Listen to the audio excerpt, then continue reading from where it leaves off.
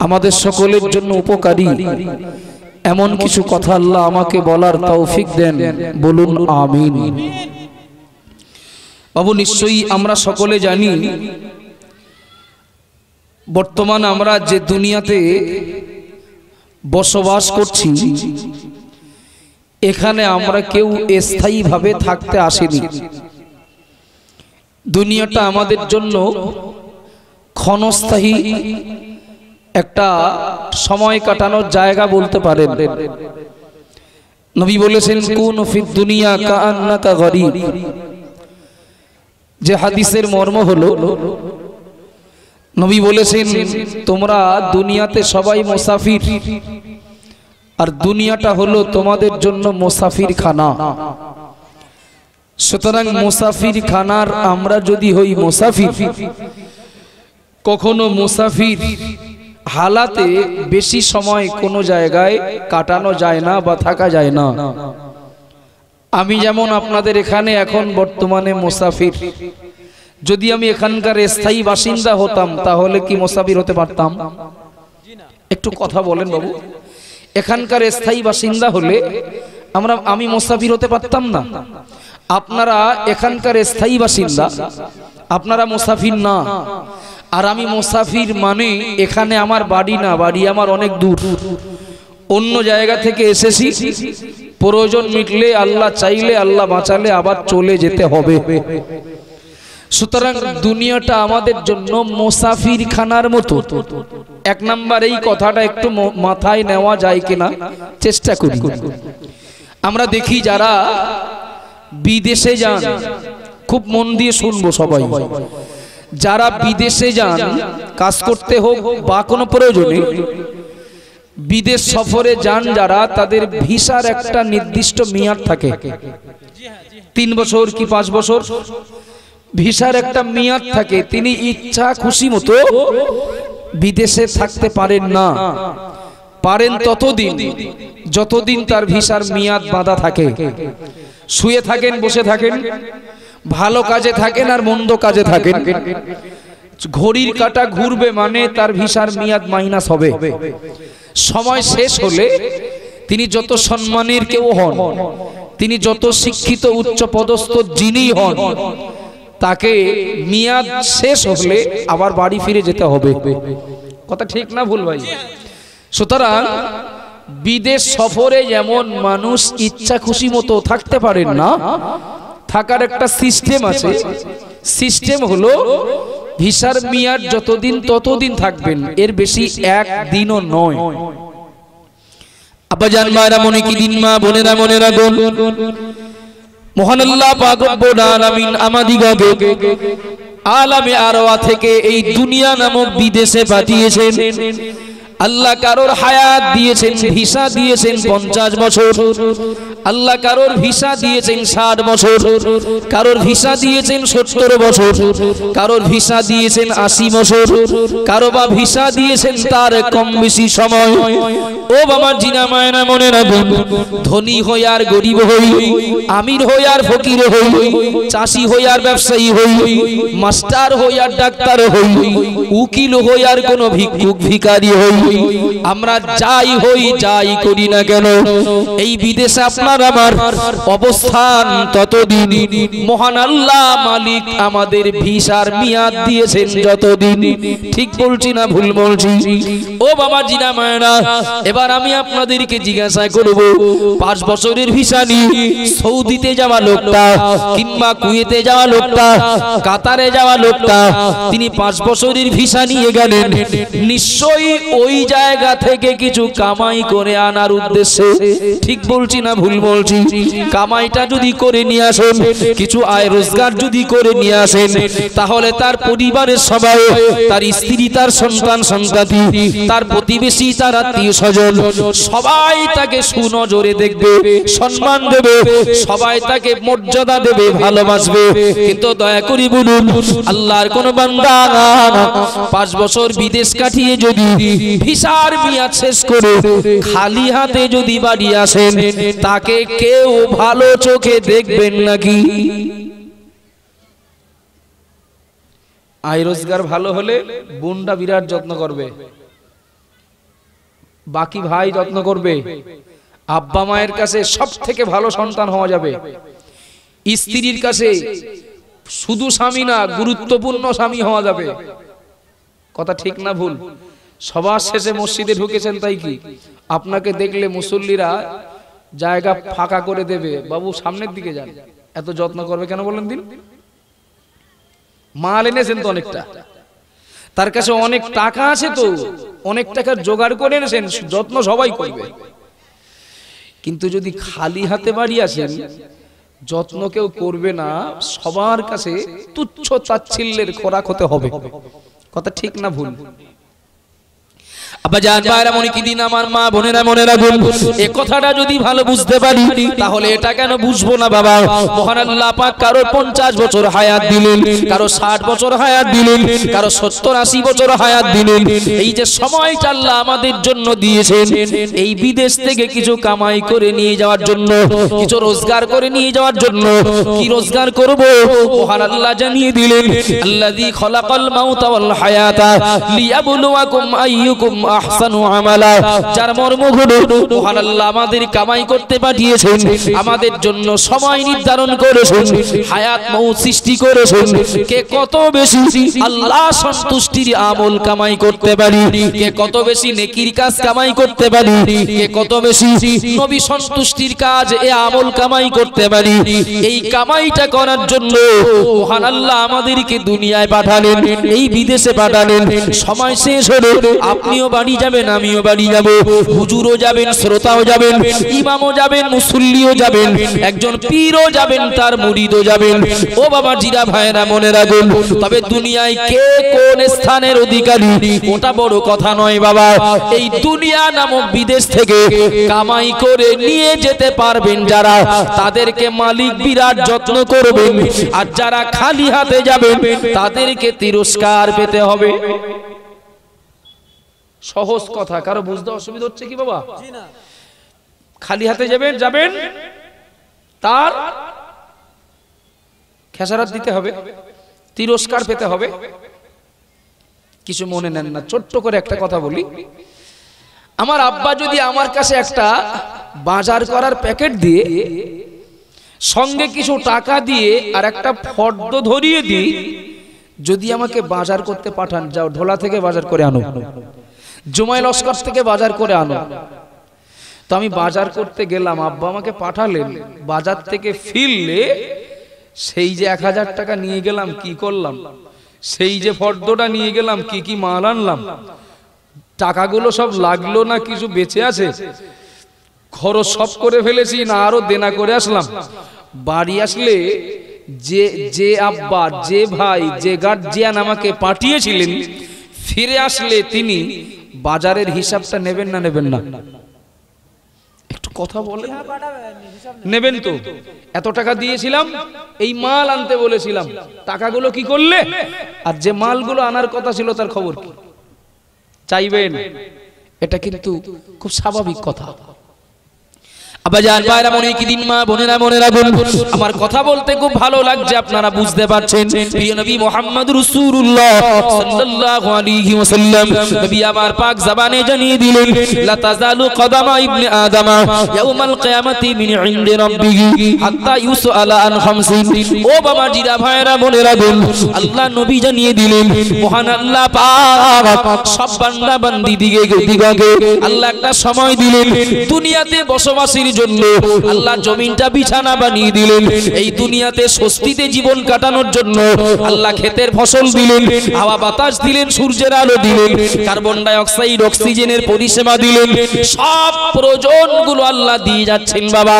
প্রিয় নবী মুহাম্মদ রাসূলুল্লাহ সাল্লাল্লাহু আলাইহি ওয়াসাল্লাম বললেন, কিয়ামতের দিন মহান আল্লাহ সব বান্দা বান্দি দিগকে আল্লাহ এক এক করে তার কাছে হাজির করাবেন।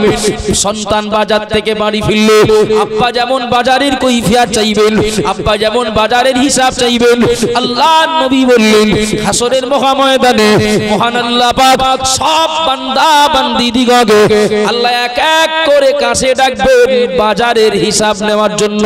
সব বান্দা বান্দীদিগকে আল্লাহ কাছে ডাকবেন আয় রোজগারের হিসাব নেওয়ার জন্য। দুনিয়াতে যে কামাইটা করতে পাঠিয়েছিলেন ওই কামাইটা কি করেছি না করেছি এ ব্যাপারে কৈফিয়তের জন্য আল্লাহ সব বান্দা সব বান্দীদিগকে ডাকবেন। তার ভিতরে আমিও, তার ভিতরে আপনারা সবাইকে আল্লাহ ডাকবেন, সবাইকে।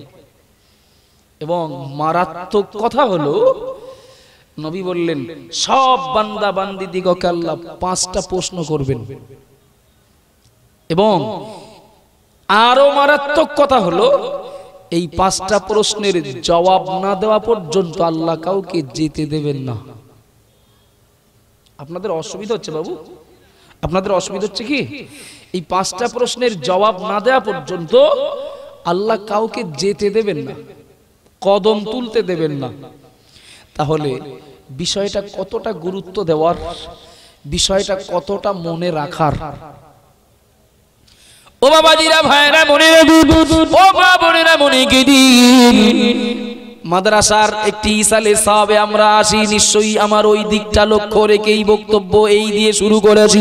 একটু খেয়াল করুন, প্রিয় নবী মুহাম্মদুর রাসূলুল্লাহ সাল্লাল্লাহু আলাইহি ওয়াসাল্লাম নবী আমার 1 নম্বরে জানিয়ে দিলেন আন উমরিহি ফিমা আফনাগু।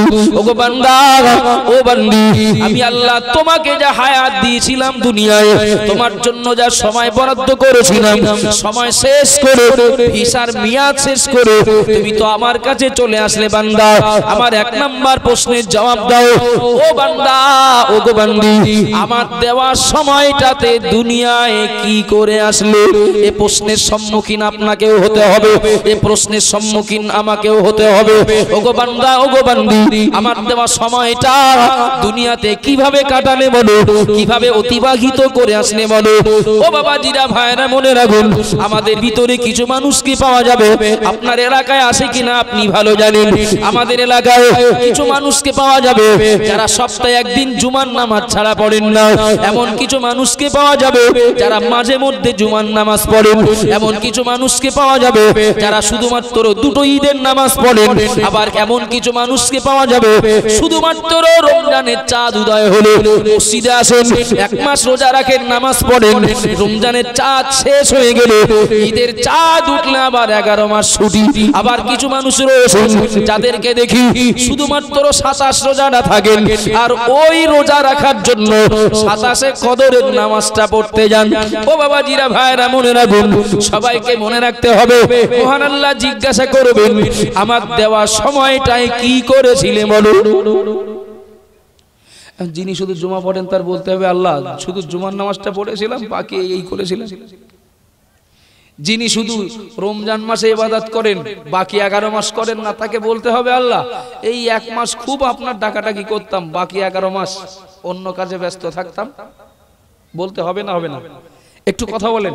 আচ্ছা, আমরা যদি একটু ভুলভাল বলি, যদি একটু ভুল বলে ফেলি, আল্লাহ ধরতে পারবেন বলে বিশ্বাস হয়? একটু কথা বলবেন না? যদি একটু ভুল বলি আল্লাহ ধরতে পারবেন বলে এই বিশ্বাসটা আছে? আচ্ছা, আমরা বলবো তাই না আমরা বলার আগে থেকে আল্লাহ জানেন? সব জানেন তো আল্লাহ। কিন্তু কোন বান্দির ব্যক্তি স্বাধীনতা আল্লাহ হরণ করবেন না। তুমি তোমার নিজে মুখ দিয়ে বলো তোমাকে যা সময় দিয়েছিলাম কি কামাইটা করেছিলে। এই মুহূর্তে আমরা যারা মজলিসে বসে আছি এটা কিন্তু সিসি ক্যামেরায় রেকর্ড হচ্ছে। এটা আমি মিথ্যা কথা বলে, অযৌক্তিক কথা বলে কেন পাপ জোগাড় করতে যাব? এটা সিসি ক্যামেরায় রেকর্ড হচ্ছে। যারা এই সময় বাড়িতে, যারা এই সময় রাস্তায়, অন্য পরিবেশে, এটাও কিন্তু রেকর্ড হচ্ছে। দুনিয়ার সিসি ক্যামেরায় দেখেন না কেউ নেই, অথচ রেকর্ড বার করে দিলে সব বোঝা যাবে কে আসলো, কে গেল, কে নিল, কে দিল। কথা ঠিক না ভুল? সুতরাং আমরা এই যে সময়টা পবিত্র শাবানের চাঁদে একটি ইসালে সওয়াবে মাদ্রাসার একজন প্রেমিক হয়ে এসেছি কিছু সময় দেওয়ার নিয়তে, এটাও কিন্তু ওই দিন বলা যাবে, যাবে না? যাবে না? আবাজান ভাইরা মনে কি দিন মা বোনেরা মনে রাখুন, প্রিয় নবী মুহাম্মদ রাসূলুল্লাহ সাল্লাল্লাহু আলাইহি ওয়াসাল্লাম নবী আমার জানিয়ে দিলেন সব বান্দা বান্দীদিগকে আল্লাহ প্রশ্ন করবেন, জবাব সবাইকে দিতে হবে, জবাব সবাইকে দিতে হবে। আমরা আমাদের জীবনের সময়টা কোন কাজে বেশি ব্যয় করি, সময়টা কোন দিকে বেশি দেই? আপনি আমার খবর নাই রাখতে পারেন, কিন্তু আমার খবর আমি নিজে রাখি। আপনার খবর আমি না রাখতে পারি, কিন্তু আপনার খবর আপনি তো নিজে রাখেন, আর মালিক তো জানেন। কথা বলেন ঠিক না ভুল? ও বাবাজিরা ভাইরা মনে রাখুন। তবে লক্ষ্য করা যায় নবী মুহাম্মদ রাসূলুল্লাহ সাল্লাল্লাহু আলাইহি ওয়াসাল্লাম আল্লাহ নবী যিনি একথা আমাদেরকে শুনিয়ে দিলেন, যিনি একথা আমাদেরকে শোনালেন, ও আমার উম্মত উম্মতিরা, আল্লাহ কিন্তু জিজ্ঞাসা করবেন, বলো আমার দেওয়া সময় কোন কাজে লাগালে? আর নবী এই কথা শুধু বলেই ক্ষান্ত হননি। আল্লাহ নবী তিনি এই কথার উপর এই কথাটা মনে রেখে 63 বছরের জীবন কাটিয়েছেন। একটু জোরে বলুন সুবহানাল্লাহ, আরো জোরে বলুন সুবহানাল্লাহ। ও বাবাজিরা ভাইরা মনে রাখুন, প্রিয় নবী মুহাম্মদুর রাসূলুল্লাহ সাল্লাল্লাহু আলাইহি ওয়াসাল্লাম আল্লাহ নবী বিবি আম্মা জান হযরত আয়েশা সিদ্দিকা রাদিয়াল্লাহু আনহা, আম্মা জান আয়েশা বলেন, প্রায় দেখতাম আমার নবী রাতের বেলা আরামের বিছানা ছেড়ে দিয়ে নবী উঠে চলে গেছেন। ও বাবাজিরা ভাইরা মনে রাখুন, নবী আমার জানিয়ে দিলেন, আম্মা জান আয়েশা জানিয়ে দিলেন, প্রায় দেখি আমার নবী রাতের বেলা আরামের বিছানা ছেড়ে দিয়ে নবী উঠে চলে গেছেন। আমার নবী কোথায় গেলেন? আমার নবী কোন দিকে গেলেন? আমি আয়েশা বড় চিন্তায় পড়ে যেতাম। এই জন্য আমি আয়েশা আমার নবীকে খুঁজতে ওই রাত্রেই কখনো বিছানা ছেড়েছি। আমি আয়েশা আমার নবীকে কখনো দেখতে পেয়েছি আমার নবী সারা রাত জেগে কখনো বা জান্নাতুল বাকিতে কবর জিয়ারত করছেন, আবার কখনো আমার নবীকে দেখেছি আমার নবী সারা রাত জেগে মহান আল্লাহর সন্তুষ্টির আমল করে যাচ্ছেন। একটু জোরে বলুন সুবহানাল্লাহ, আরো জোরে বলুন সুবহানাল্লাহ। ও বাবাজিরা ভাইরা মনে রাখুন, আল্লাহ নবী আমাদের নবী নবী মুহাম্মদুর রাসূলুল্লাহ সাল্লাল্লাহু আলাইহি ওয়াসাল্লামকে আম্মা জান আয়েশা জিজ্ঞাসা করলেন, ইয়া রাসূলুল্লাহ, ইয়া হাবিবাল্লাহ, ও আল্লাহ নবী, আপনার দিনের বেলা দিনের দাওয়াতের পরিশ্রম, আবার কখনো আপনার খাওয়া হয় কখনো হয় না। ও আল্লাহ নবী, রাতের এই আরামের সময়টাতে আরাম না করে আপনি সারা রাত জেগে কখনো আল্লাহর ইবাদতে মশগুল, কখনো নামাজ পড়েন, কখনো বা কোরআন তেলাওয়াত করেন, কখনো আল্লাহর জিকির করেন, আবার কখনো বা জান্নাতুল বাকিতে কবর জিয়ারত করেন। ইয়া রাসূলুল্লাহ, ইয়া হাবিবাল্লাহ, ও আল্লাহর নবী, আপনি এত পরিমাণে ইবাদতে, এত পরিমাণে আল্লাহর সন্তুষ্টির আমলে আপনি সময় দিয়ে যান, এটা খারাপ নয়, এটা অনেক ভালো, কিন্তু আপনি তো একটু আরাম করেন না, আপনি একটু বিশ্রাম নেন না। আম্মা জান আয়েশা তাকে নবী জানিয়ে দিলেন, ও আমার বিবি আয়েশা, আমি মুহাম্মদুর রাসূলুল্লাহ সাল্লাল্লাহু আলাইহি ওয়াসাল্লাম আমার কি মন চায় না আল্লাহর কাছে একজন কৃতজ্ঞ বান্দা বলে, প্রিয় বান্দা বলে গণ্য হতে? একটু জোরে বলেন সুবহানাল্লাহ। আপনাদের খিদে লেগে গেল এক্ষুনি নাকি? সুবহানাল্লাহ বলছেন তো সুবহানাল্লাহ যেন মনে হয় 3 দিন একটানা রোজা আছেন, এখনো ইফতার করেননি। একটু মহব্বতে বলা যাবে না সুবহানাল্লাহ? আমার কি একটু মন চায় না আল্লাহর কাছে একজন কৃতজ্ঞ বান্দা বলে, প্রিয় বান্দা বলে গণ্য হতে? শোনো আয়েশা, যার আমলের পরিমাণ যত বেশি আল্লাহর কাছে তার সম্মান তত বেশি। তাই আমি মুহাম্মদ রাসূলুল্লাহ রাতের এই সময়টা আরামে না কাটিয়ে আমি আমলে মশগুল, যেন আল্লাহর কাছে আমার সম্মান, আমার গ্রহণযোগ্যতা আরো বেড়ে যায়। সুবহানাল্লাহ। কিছু মনে নেন না বাবা, আপনারা কেউ আমার শত্রু না, আমি কাউকে কষ্ট দেওয়ার জন্য বলছি না। আমাদের সমাজ ব্যবস্থা যদি দেখি, আমাদের সমাজে ঈমানওয়ালা আখিরাত বিশ্বাসী মানুষদেরকে যদি দেখি, তো দেখব মানুষ ধর্মপথের প্রতিক্ষণ 40 বছর পার করে, বেশিরভাগ, ঠিক না ভুল?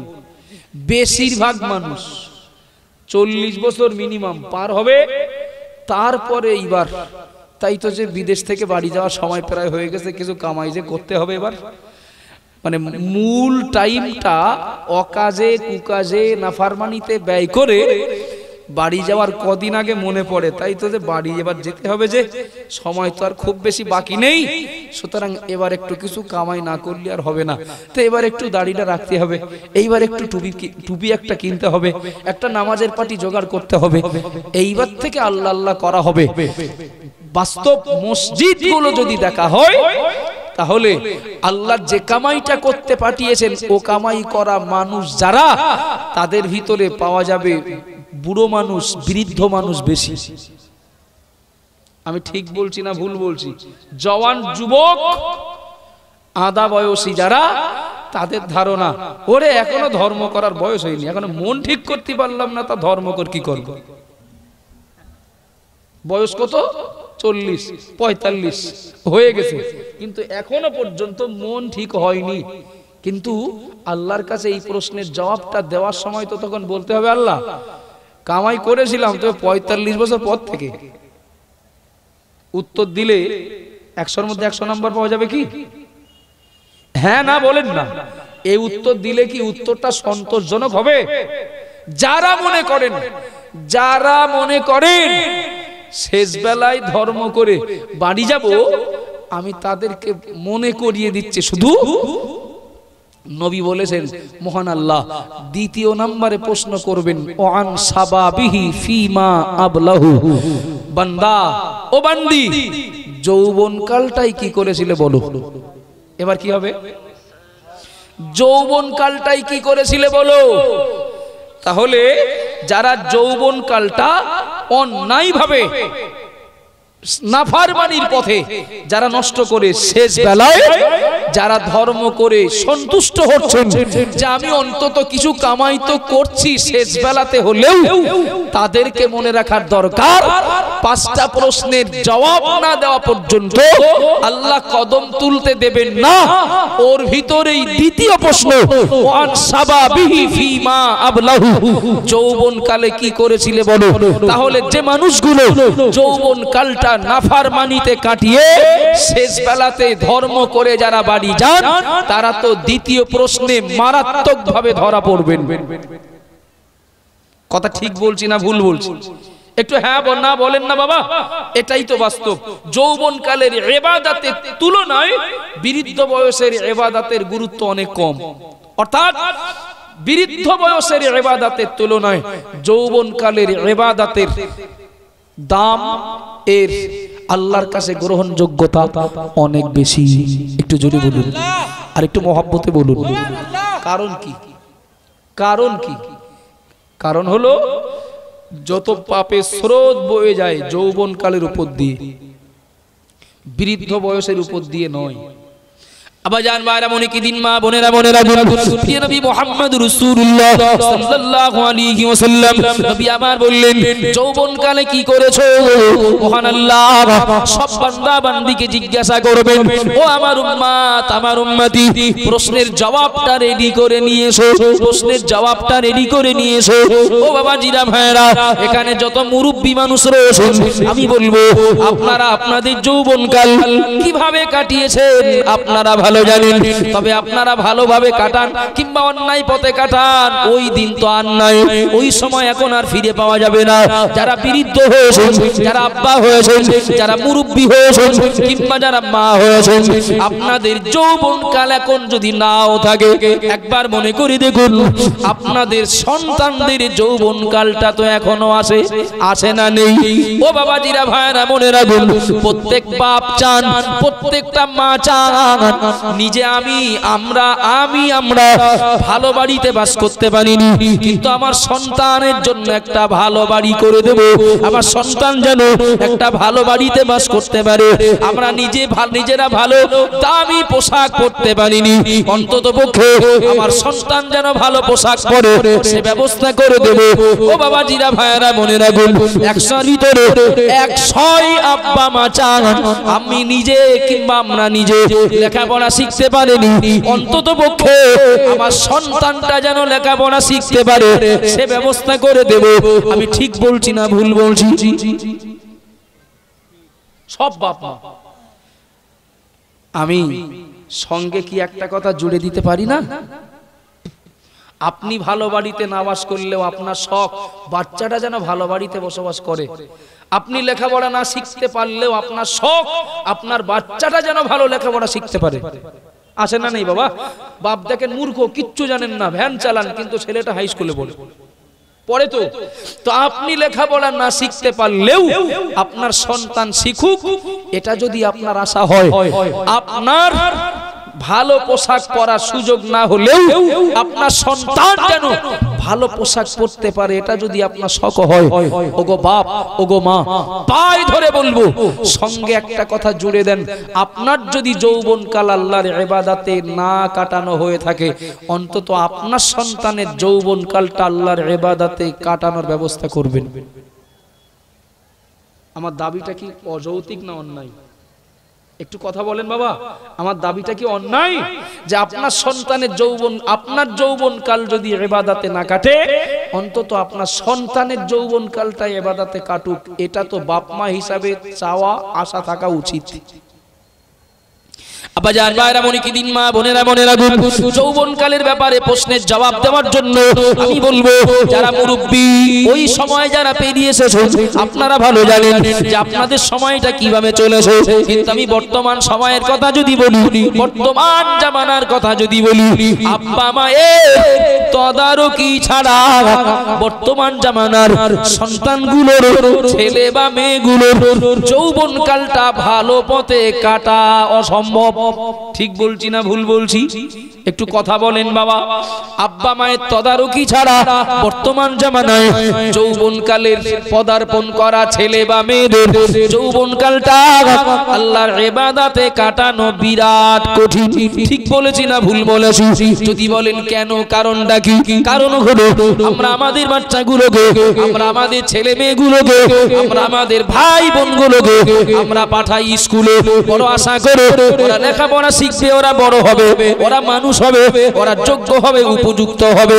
ও বাবা জিরা ভাইরা মনে রাখুন, দক্ষিণ 24 পরগনা এলাকার আপনাদের এলাকার খবর আপনারা রাখেন, কিন্তু আমার এলাকায় তো স্কুল আছে, শিক্ষা প্রতিষ্ঠান আছে, কলেজ আছে, বিশ্ববিদ্যালয় আছে, কিন্তু মনে রেখে দিন, আপনি যদি নিশ্চিন্তায় থাকেন যে আপনার ছেলেটা স্কুলে পড়ে, আপনার ছেলেটা কলেজে পড়ে, আপনার ছেলে মেয়েটা হয়তো বা ইউনিভার্সিটিতে পড়ে, সুতরাং আমার আর কোনো টেনশন নেই, আমার সন্তান ভালো হবে, আমার সন্তান মানুষ হবে, আমার সন্তান যোগ্যতা অর্জন করে ঘরে ফিরবে।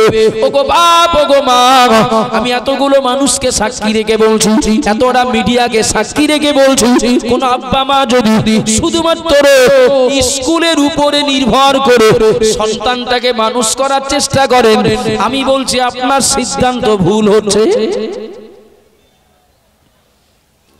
কেন? কারণ হলো বর্তমান শিক্ষা ব্যবস্থার, শিক্ষা প্রতিষ্ঠানের এবং শিক্ষক শিক্ষিকাদের ডিগ্রি বলি, কোয়ালিটি বলি, পরিকাঠামো বলি, সব দিক থেকে উন্নত হলেও সেই লেখাপড়া এখন বলো নেই। একটু তাকবীর দেন, নারায়ে তাকবীর। আল্লাহু আকবার। আপনাদের মন একটু উড়ো উড়ো মতো নাকি? আমার কথা বুঝতে কি অসুবিধা হচ্ছে নাকি? অসুবিধা হচ্ছে কি? আচ্ছা, মাঝখানে এই জায়গাটা কি কবর আছে? স্টেজের সামনে এই জায়গাটা, যদি কবর থেকে আসবেন না কেউ, বরং ওখানে একটা সাইনবোর্ডটা নিয়ে দেন যে জায়গাটা কবর আছে, কেউ আসবেন না, বসবেন না। আলহামদুলিল্লাহ, যা মজলিসে যা শ্রোতা ঢুকেছেন অনেক, কিন্তু মজলিসটা বিরাট মানাচ্ছে। কিভাবে আর বলি, কেমন আর লাগছে, কিছুটা এল মতো হয়েছে, তাও তো এল তো না, এদিকে আবার কিছু বেরিয়েছে, কি হয়েছে আমি ঠিক বুঝিয়েও বলতে পারছি না। তো যাক, যিনি যেভাবে আছেন সেইভাবে থাকেন। একটু জোর আওয়াজে তাকবীর দেন তো, নারায়ে তাকবীর। আল্লাহু আকবার। এই কি একদম শেষ গিয়ার? আর একটু জোরে হবে, নারায়ে তাকবীর। আল্লাহু আকবার। ইসরায়েলের সঙ্গে ফিলিস্তিনের যখন যুদ্ধ হচ্ছিল, মানে যুদ্ধ চলাকালীন কিছু কিছু জায়গায় সমাবেশ, সভা, পথ অবরোধ এসব নানান রকম হয়েছে না হয়নি? ফিলিস্তিনদের পক্ষে, ইসরায়েলের বিরুদ্ধে। কথা বলেন ঠিক না ভুল হয়েছে তো? ওই জায়গায় দেখবেন ফিলিস্তিনিদের পক্ষে থাকা মুসলমানদের ইমানের পাওয়ার কি বিশাল ব্যাপার। মানে ইসরায়েলের কোন সৈন্যকে সামনে পেলে যেন তার হয় সে থাকবে না, ওই ইমানদার থাকবে। যদি বলা হয় ফিলিস্তিনিদের পক্ষে কারা কারা আছেন, হাত যদি 4টে করে হতো, 4টে করে হাত তুলতাম আমরা। বাইতুল মুকাদ্দাসের পক্ষে কারা কারা আছেন, তা সবাই হাত তুলবো। যদি বলা হয় ফিলিস্তিনিদের পক্ষে থাকলে কিন্তু ইসরায়েলের সৈন্যদের গুলি খেতে হবে, বোমা খেতে হবে, হয়তো শহীদ হতে হবে, এর পরেও কারা ফিলিস্তিনিদের পক্ষে থাকতে রাজি? আশা করছি সবাই হাত তুলবেন। আচ্ছা, আপনাদের কি মনে হয় এইরকম একটা এত সুন্দর সার্বিক পরিবেশ আমাদের অনুকূলে, রাস্তায় কেউ আটকায়নি, সবার সঙ্গে যাওয়া হবে না, আটকেছে কেউ? এখানে ঢোকার জন্য ট্যাক্স দিতে হয়েছে, এখানে ঢোকার জন্য গেটে টিকিট কাটতে হয়েছে, তাহলে সার্বিক পরিবেশ পরিস্থিতি আমাদের অনুকূলে, এর পরেও আজকের কোয়াবেড়িয়া মাদ্রাসার ইসালের সবে যারা এসেছেন আলহামদুলিল্লাহ, যারা আসেননি বা ইতস্তত করছেন, মূল্যবান সময়টাকে নষ্ট করছেন, তারা যদি বলেন ফিলিস্তিনিদের পক্ষে থেকে বাইতুল মুকাদ্দাসের সম্মান রক্ষার্থে আমরা জীবন দিতেও রাজি, তাদের এই কথাটা কি সত্য বলে মনে হচ্ছে? বাহ, যারা এমন একটা দ্বীনি মজলিসের ইজ্জত করতে পারে না, বা যারা এই মজলিসগুলোতে আল্লাহর নামটাও জবানে উচ্চারণ করতে কৃপণতা করেন, তারা দ্বীনের জন্য জীবন দেবেন, এ হয় কোনোদিন? আমরা সবাই ফিলিস্তিনিদের পক্ষে আছি, ইসরায়েলের সন্ত্রাস বা বর্বর জুলুম অত্যাচারের বিপক্ষে আমাদের অবস্থান। একটু জোর আওয়াজে তাকবীর দেন, নারায়ে তাকবীর। আল্লাহু আকবার। আল্লাহ, বেশি জোরে বলতে বললে হয়তো বলবে যে আর পারলাম না, যা বলতাম আর মোটেও বলবো না। থাক, শোনেন তাহলে আমার বলা আপনার শোনা বেকার হবে না ইনশাআল্লাহ। আমি বলেছি, আব্বা মা যদি মনে করেন আমাদের সন্তানগুলো সব যাচ্ছে ডেইলি ব্যাগ ঘাড়ে করে আর আসছে, মানে ঠিক আছে, আমি দায়িত্ব নিয়ে বলতে পারি, যদি বাচ্চাটাকে মাদ্রাসায় পাঠিয়ে থাকেন তাহলে আপনার ধারণা ঠিক, কিন্তু আদার্স অন্য কোন শিক্ষা প্রতিষ্ঠানে আমি অন্তত বিশ্বাস করি না যে আপনার ধারণা ঠিক হবে। আমার কথা বুঝতে পেরেছেন কি? অনলি মাদ্রাসা, শুধুমাত্র মাদ্রাসা। কেননা আমি নিজেও তো 3টে মাদ্রাসার সঙ্গে খুব ঘনিষ্ঠভাবে যুক্ত, 2টো মাদ্রাসার ডিরেক্টর হিসেবে, অযোগ্য হিসেবে দায়িত্ব পালন করি। একটা সেই বর্ডারে সীমান্তবর্তী এলাকায় বালতি সিদ্দিকী আমিনিয়া মাদ্রাসা, আর একটা সেই পূর্ব মেদিনীপুর জেলার নন্দীগ্রাম। আমার বিরাট না হলেও তো অল্প একটু অভিজ্ঞতা আছে, গ্রাম্য এলাকায় আরো একটা মেয়েদের মাদ্রাসা আছে, ওটা আমরা সবাই মিলে সহযোগিতা করে একটু দেখভাল করি। তো যাই হোক, মাদ্রাসাগুলোতে যে মেয়েগুলো ভর্তি হয়েছে, যে ছেলেগুলো ভর্তি হয়েছে, এ ছেলে এ মেয়ের গার্জিয়ানরা যদি মনে করেন আমার ছেলেটা মেয়েটা শিক্ষিত শিক্ষিতা হয়ে এবং মানুষ হয়ে বাড়ি আসবে, আমি বলবো আপনার ধারণা সঠিক। কিন্তু অন্য শিক্ষা প্রতিষ্ঠানগুলোতে আপনার ছেলে মেয়ে, আমার ছেলে মেয়ে, আপনার আমার ভাই বোন, তারা শিক্ষিত শিক্ষিতা হয়ে বাড়ি আসবে, কিন্তু মানুষ হয়ে বাড়ি আসার সম্ভাবনা খুবই কম যদি আব্বা মায়ের তদারকি না থাকে। কারণ শাসন ব্যবস্থা তো উঠে গেছে। কথা ঠিক বলছি না ভুল বলছি? শাসন ব্যবস্থা তো উঠে গেছে। স্কুল চত্বরে বাচ্চা স্কুলে পড়া ছাত্রটা খৈনি ডলে, ওর তো লাইসেন্স পাকা।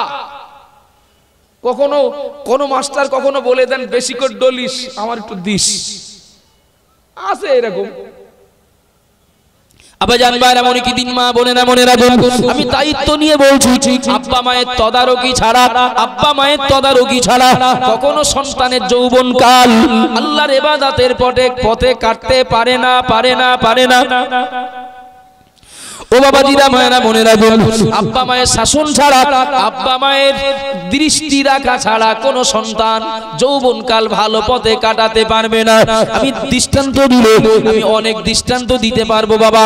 সন্তান যদি নাফরমান হয়, সন্তান যদি অবাধ্য হয়, সন্তান যদি ইসলামের দুশমন তৈরি হয়, সন্তান যদি আল্লাহ রাসূলের শত্রু হয়, আপনি খোঁজ নিয়ে দেখতে পাবেন পিছনে রয়েছে আব্বা মায়ের ত্রুটি, আব্বা মায়ের অলসতা, আব্বা মায়ের গাফিলতির জন্য সন্তান বেঁকে বসেছে।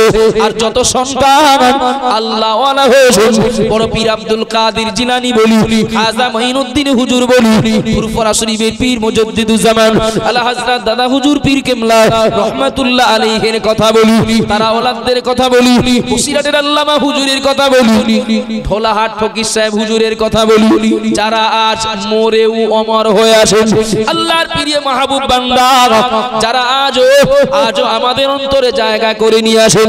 ও বাবা জিরা ভাইরা মনে রাখুন, কিছু মনে নেন না, এই মানুষগুলো, এই প্রিয় মাহবুব বান্দা যারা, আমি কয়েকজনের নাম বলেছি মাত্র, এদের আল্লাহ ওয়ালা হওয়ার পিছনে যতটা না অবদান, তার থেকে বেশি অবদান ছিল এই ওলিগুলোর আব্বা মায়ের। ঠিক না ভুল?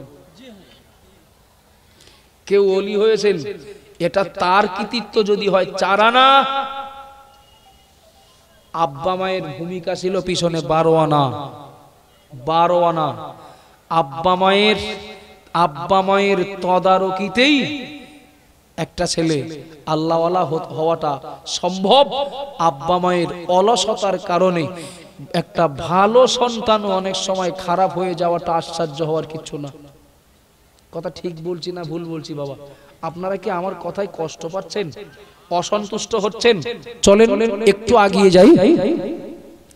আব্বাজান ভাইরা মনে কি দিন মা বোনেরা মনে রাখুন, নিশ্চয়ই আপনাদের মনে পড়বে বিশ্ববিখ্যাত আল্লাহর ওলি বড় পীর আব্দুল কাদের জিলানী রাহমাতুল্লাহ আলাইহি। ও বাবা জিরা ভাইরা মনে রাখুন, বড় পীর আব্দুল কাদের জিলানীর মা উম্মুল খায়ের মা ফাতেমা একদিন বাচ্চাটাকে একটা কাফেলার সঙ্গে তিনি পাঠিয়ে দিচ্ছেন মাদ্রাসায় বাগদাদে। বড় পীর হুজুরের বাড়ি ছিল ইরাকের জিলান শহরে, বাচ্চাটাকে ভর্তি করেছিলেন বাগদাদের কোন একটা মাদ্রাসায়। ও বাবা জিরা ভাইরা মনে রাখুন, বাচ্চাটা বাড়িতে ছিল, মা জননী বাচ্চাটাকে মাদ্রাসায় পাঠিয়ে দেবেন, কিন্তু না কার সঙ্গে দেবেন ভাবতে ভাবতে তিনি দেখতে পেলেন, জানতে পারলেন ইরাকের জিলান শহর থেকে একটা কাফেলা বাগদাদের উদ্দেশ্যে রওনা দেবে। ও বাবা জিরা ভাইরা মনে রাখুন, বড় পীর হুজুরের মা জননী বাচ্চাটাকে সাজিয়ে গুছিয়ে ওই কাফেলার সঙ্গে দিয়ে দিলেন, বেটা তুমি এই কাফেলার সঙ্গে মাদ্রাসায় চলে যাও। ও বাবা জিরা ভাইরা মনে রাখুন, বাচ্চাটাকে কাফেলার সঙ্গে দেওয়ার সময় মা জননী 40টা মুদ্রা তিনি জামার সঙ্গে সেলাই করে দিলেন। হাতে দিলেন না, পকেটে দিলেন না, হাতে দিলেন না, পকেটে দিলেন না। হাতে দিলে ছোট বাচ্চা হারিয়ে ফেলতে পারে, পকেটে দিলে হয়তো বাচ্চা কোনো কারণে হারিয়ে ফেলতে পারে, তাই মা জননী ছোট বাচ্চা ওই টাকাগুলো দিলেন, জামার সঙ্গে সেলাই করে দিলেন। ও আমার আব্বারা মায়েরা মনে রাখুন, এই বাচ্চাটাকে এবার উম্মুল খায়ের মা ফাতেমা কাফেলার সঙ্গে পাঠিয়ে দিলেন, বেটা যাও চলে যাও এই কাফেলার সঙ্গে মাদ্রাসায় গিয়ে পড়াশোনা করো। ও বাবাজিরা ভাইরা মনে রাখুন, মাদ্রাসায় যাওয়ার সময় ওই কাফেলা রাস্তায় একটা ডাকাত দলের হাতে ধরা পড়ে গেল। একটা ডাকাত দল কাফেলাটাকে আটকে দিল, সবাই দাঁড়িয়ে যাও আর যার কাছে যা আছে বার করে দাও। এটা অজানা নয়, ডাকাত দলেদের হাতে কেউ যদি ধরা পড়ে, ওদের মায়া দয়া নেই, ওদের কাজ হলো, ওদের ধর্ম হলো কাছে যা আছে তাই দিতে হবে, আর অস্বীকার করলে তার উপরে হামলা হবে।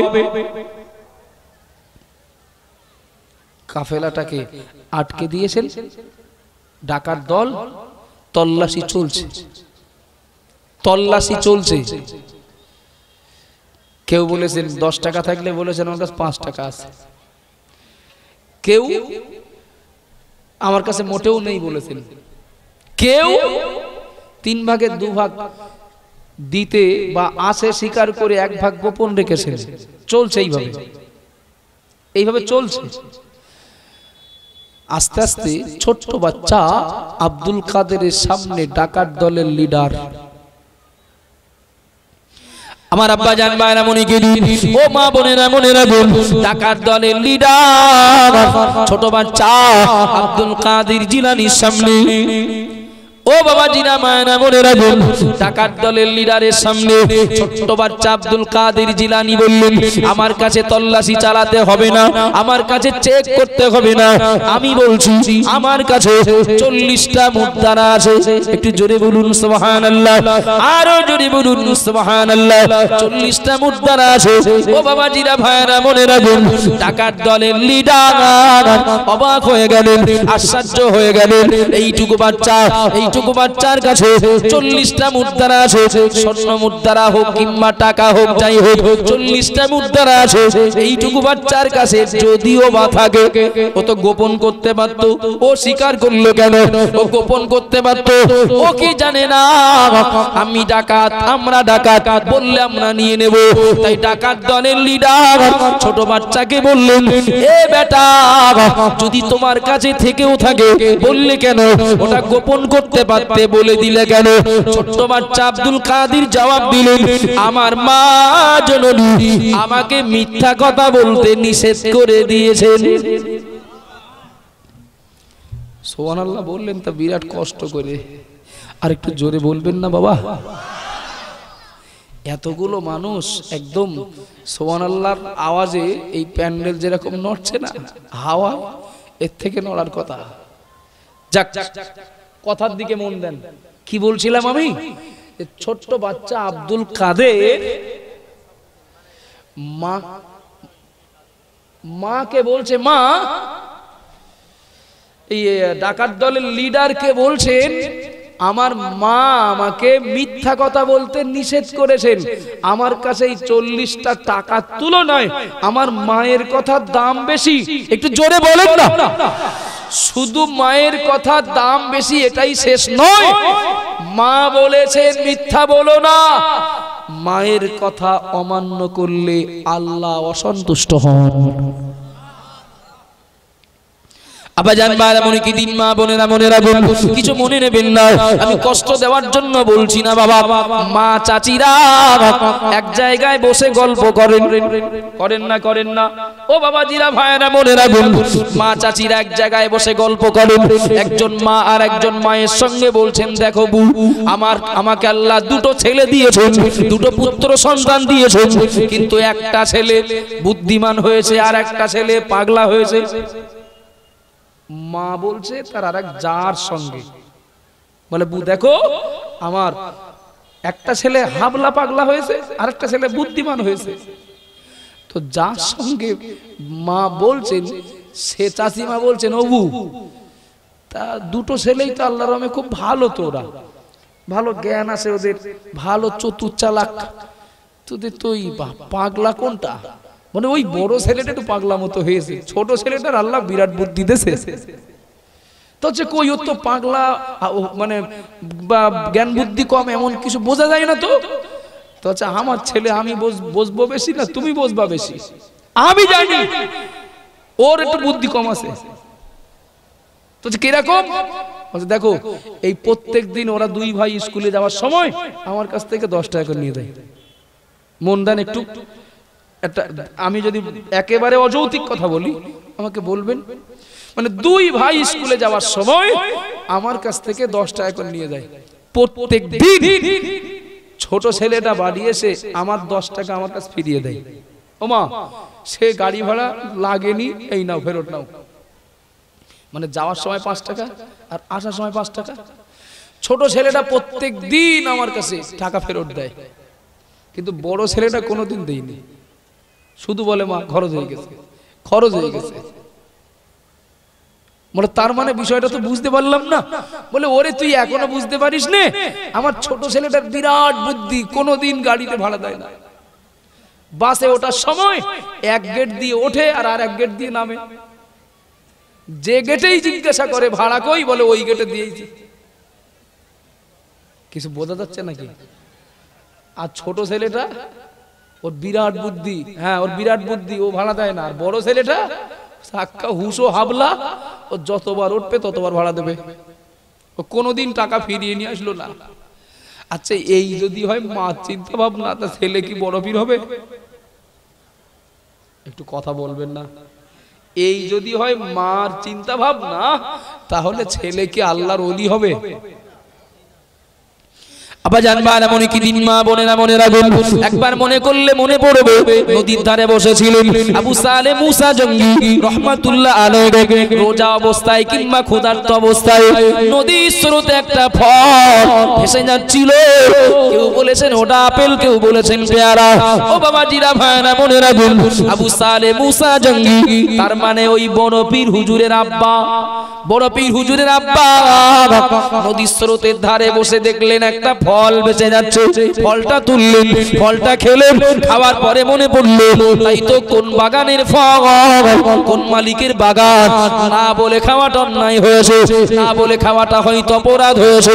ও বাবাজিরা ভাইরা মনে রাখুন, ফলটা খাওয়ার পরে আবু সালে মুসা জঙ্গি তিনি সিদ্ধান্ত নিয়ে নিলেন আমার কাজটা ঠিক হয়নি, যে বাগানের মালিকের ফল ওই বাগানের মালিকের কাছে আমার ক্ষমা চাইতে হবে, অন্যায় স্বীকার করতে হবে, না বলে খাওয়াটা অন্যায় হয়েছে, ভুল হয়েছে। আবু সালে মুসা জঙ্গি রহমাতুল্লাহ আলাইহি তিনি স্রোতে উল্টো দিকে হাঁটতে আরম্ভ করলেন। দুর্গম রাস্তা হাঁটার পরে দেখতে পেলেন নদীর ধারে একটা বিরাট ফলের বাগান, একটা বিরাট ফলের বাগান। বাগানের ভিতরে প্রবেশ করলেন, বাগানে ঢুকে দেখতে পেলেন ওই বাগানের ভিতরে একজন মানুষ পাহারা দিচ্ছেন, গুটি গুটি গুটি গুটি পায়ে, ছোট বাচ্চা গুটি গুটি পায়ে আবু সালে মুসা জঙ্গি বাগানের মালিকের সামনাসামনি হলেন। ও বাগানের মালিক, আমি একটা অন্যায় করেছি, আমি একটা ভুল করেছি, আপনি আমাকে ক্ষমা করে দিন। আপনি ক্ষমা না করলে আমাকে হক ফাঁকি দেওয়ার আওতায় পড়তে হয় কিনা, আপনি আমাকে ক্ষমা করে দিন। বাগানের মালিক বললেন আপনি কিসের জন্য ক্ষমা চাইছেন, আপনার অপরাধটা কি, আপনার অন্যায়টা কি? আবু সালে মুসা জঙ্গি বললেন আমার অন্যায় হলো, আমার অপরাধ হলো আপনার বাগানের ফল নদীর স্রোতে ভেসে যাচ্ছিল, আপনাকে না বলে খেয়েছি। ও বাবাজিরা মায়েরা মনে রাখুন, বাগানে পাহারাদার যিনি ছিলেন তিনিও ছিলেন একজন আল্লাহর ওলি। একটু জোরে বলবেন না? কথাই বলে না মানুষে মানুষ চেনে, মানুষে মানুষ চেনে। কিছু মনে নেন না, কিছু মনে নেন না। একজন ধান্দা করেছে, ধান্দা, ধান্দা বোঝেন? একজন ধান্দা করেছে, বুদ্ধি থাকলে অনেক টাকা রোজগার করা যায়, শুধু বুদ্ধি থাকলে। তা বুদ্ধিটা কি? বুদ্ধিটা হলো এখন এই খেজুর গাছ কাটে, আপনার এদিকে খেজুর গাছ কাটে, এদিকে আমাদের দিকে কেন কাটে, যদিও মরশুম প্রায় শেষের দিকে। তো বলে আমি সেরেপ 100 গ্রাম গুড় কিনবো, ভাড়ের গলা পর্যন্ত কাদা দেবো, কাদা, আর উপরে 100 গ্রাম নলেন গুড় দেবো, মোটামুটি 500-700 যা বলবে প্রথম দামেই দিয়ে দেবো। আমি বিরাট ব্যস্ত, দরদাম করার সময় নেই। একটা ভাড়ের দাম 20 টাকা, 100 গ্রাম গুড় নাই 50 টাকা নিল, 700-800 টাকায় বিক্রি হলেও লাভ। এখন এই ধান্দা করে পার্টি ভাড় নিয়ে হাটে বসে আজ বিক্রি করবে। তাই ওদিকে আরেকজন সমিতির কিস্তি দেওয়া নিয়ে স্বামী স্ত্রী ঝামেলা বাঁধিয়েছে। মানে তুমি অলস, কিস্তির টাকা নেওয়ার সময় শুধু আমাকে বলে বলে টাকাটা তুলে নিয়ে খরচ করে কিস্তি দেওয়ার কথা মনে থাকে না, বিরাট অশান্তি। মানে দাঁড়া দেখবি, বুদ্ধি থাকলে ও আমি এই বিক্রি করতে গেছে গুড় বিক্রেতা, মানে কিস্তি মেটানোর জন্য, যে আমি শর্ট টাইমের ভিতরে আমি অনেক টাকা এক্ষুনি এনে দিচ্ছি। আর একজন স্বামী স্ত্রী ঝামেলা বাঁধিয়েছে, বলে ঠান্ডা চলে গেল প্রায়, কোনোদিন একটু খেজুরের গুড় খেতে দিলে না, তা ফাল্গুন মাস পড়ে গেল, তো একদিনে কি একটু গুড় কপালে জোটবে না? আমার কপালটা কি খারাপ? বলে দাঁড়া, তোর কাছে 2 টাকার নোট আছে? তাহলে 2 টাকার নোট কি এখন পাওয়া যায়? তাহলে কত, তাহলে কি 10 টাকায় খরচ করতে হবে? 10 টাকা দে আমার কাছে। আর লটারি আছে, কিছু লটারি জোগাড় করতে পারবি? তো ভদ্রলোক তো লটারি কাটে, তো বাড়ি লটারিগুলো আসে, লটারি ভিতরে দিয়ে আর উপরে 10 টাকার নোটটা দিয়ে গাঁডা দিয়ে ভালো করে বেঁধেছে, খুলতে যেন সময় লাগে। এর ধান্দা হলো 10 টাকায় এক ভার গুড় এনে দিচ্ছে, এক্ষুনি দেখ তুই গুড় খাবি, মরণের খাওয়া খাবি, আমি যাবো আর আসবো, 10 টাকায় গুড় কিনে নিয়ে আসবো। আর একজন ধান্দা করে কিস্তি মেটাবে বলে 100 গ্রাম গুড় ভাড়ের মুখে দিয়ে কাদা ভর্তি গুড় নিয়ে বাজারে বিক্রি করতে এসে বলে দেখ কাদা বিক্রি করে কত টাকা এনে দিচ্ছে, শুধু অপেক্ষায় থাক। দুই ধান্দাবাজ এক জায়গায় হয়েছে, দুই ধান্দাবাজ এক জায়গায় হয়েছে। এর হাতে লটারি, এ তো জানে এর ভিতরে কি, আর যে গুড় বিক্রি করতে বসছে সেও তো জানে ওর ভিতরে কি। লটারি যার হাতে এও জানে যে দাম যাই বলুক, বলো ভাই টাকাটা গুনতি লাগো, বাড়ির পাশের একটা লোক বাড়ি যাচ্ছে, ভাতটা ওর কাছে দেবো আর আমি এসে তারপরে কত হয়েছে আমি শুনছি। মানে দুজন শুধু কেনা বেচা হলেই যে যার মতো পথ দেখবে আর কি। ও ভাই গুড় কত, তা না মোটামুটি 1000 টাকা দিলি তো ভালো হয়। বলে 1000, একটু দরদাম করবো, আমার হাতে না সে সময় নেই, টাকাটা গুনতে লাগে না, ওই লোকটার কাছে একটু ভাতটা দিয়ে আসি, তারপর আমি এসে কত হয়েছে শুনছি। এ ভার যে ভার দিয়েছে দাঁড়াবে বলে মনে হচ্ছে? আমার কথা শুনছেন নাকি? আমি বেকার গল্প করার জন্য বলছি না, বলো যে ভার দিয়েছে ও কি ওই জায়গায় দাঁড়িয়ে টাকা গুনবে না, ও কি দিয়েছি সে তো আমি জানি, বাড়িতে গুনবো। আর এই যে ভার নিয়ে গেছে ও ফেরবে বলে মনে হচ্ছে? ও ভার নিয়ে বাড়ি গিয়েছে, এও সেই বান্ডেল নিয়ে বাড়ি গেছে, ও মনে করছে আমি জিতে গেছি, এ মনে করছে আমি জিতে গেছি। বাড়ি যেয়ে দেখে সে দুজনের কেউ জিতেনি, দুজনেই হেরেছে। বলে আমরা দুজন মিলে যদি যুক্তি করে কিছু একটা করি তো ভালো লাভজনক কিছু করতে পারবো। এই দুই বেরেন এক জায়গায় হওয়ার দরকার। আব্বা জান ভাইরা মনে কি দিন, মা বোনেরা মনে রাখুন, আবু সালেহ মুসা জঙ্গি রাহমাতুল্লাহ আলাইহি তিনি একজন আল্লাহর ওলি। আল্লাহর ওলি না হলে স্রোতে ভেসে যাওয়া ফল খেয়ে ক্ষমা চাইতে যান না, ঠিক বলছি না ভুল বলছি? আর বাগান পাহারা দিচ্ছিলেন যিনি, তিনিও একজন আল্লাহর ওলি। কথা শুনেই বুঝতে পারলেন যে একটা স্রোতে ভেসে যাওয়া ফল খেয়ে ক্ষমা চাইতে আসে যে লোকটা, এ লোকটা আমার মতোই হবে, এ লোকটা সাধারণ মানুষ নয়, এই মানুষটা একজন আল্লাহর ওলি, আল্লাহর ওলি হবে। না না না, এমন একজন মানুষকে কাছে পেয়ে ফিরিয়ে দেওয়া ঠিক হবে না, ধরে রাখতে হবে, আটকে রাখতে হবে। এই দুজন যৌথভাবে আমরা আরো আল্লাহকে সহজে পাওয়ার রাস্তা বার করব। একটু জোরে বলুন সুবহানাল্লাহ, আরো জোরে বলুন সুবহানাল্লাহ।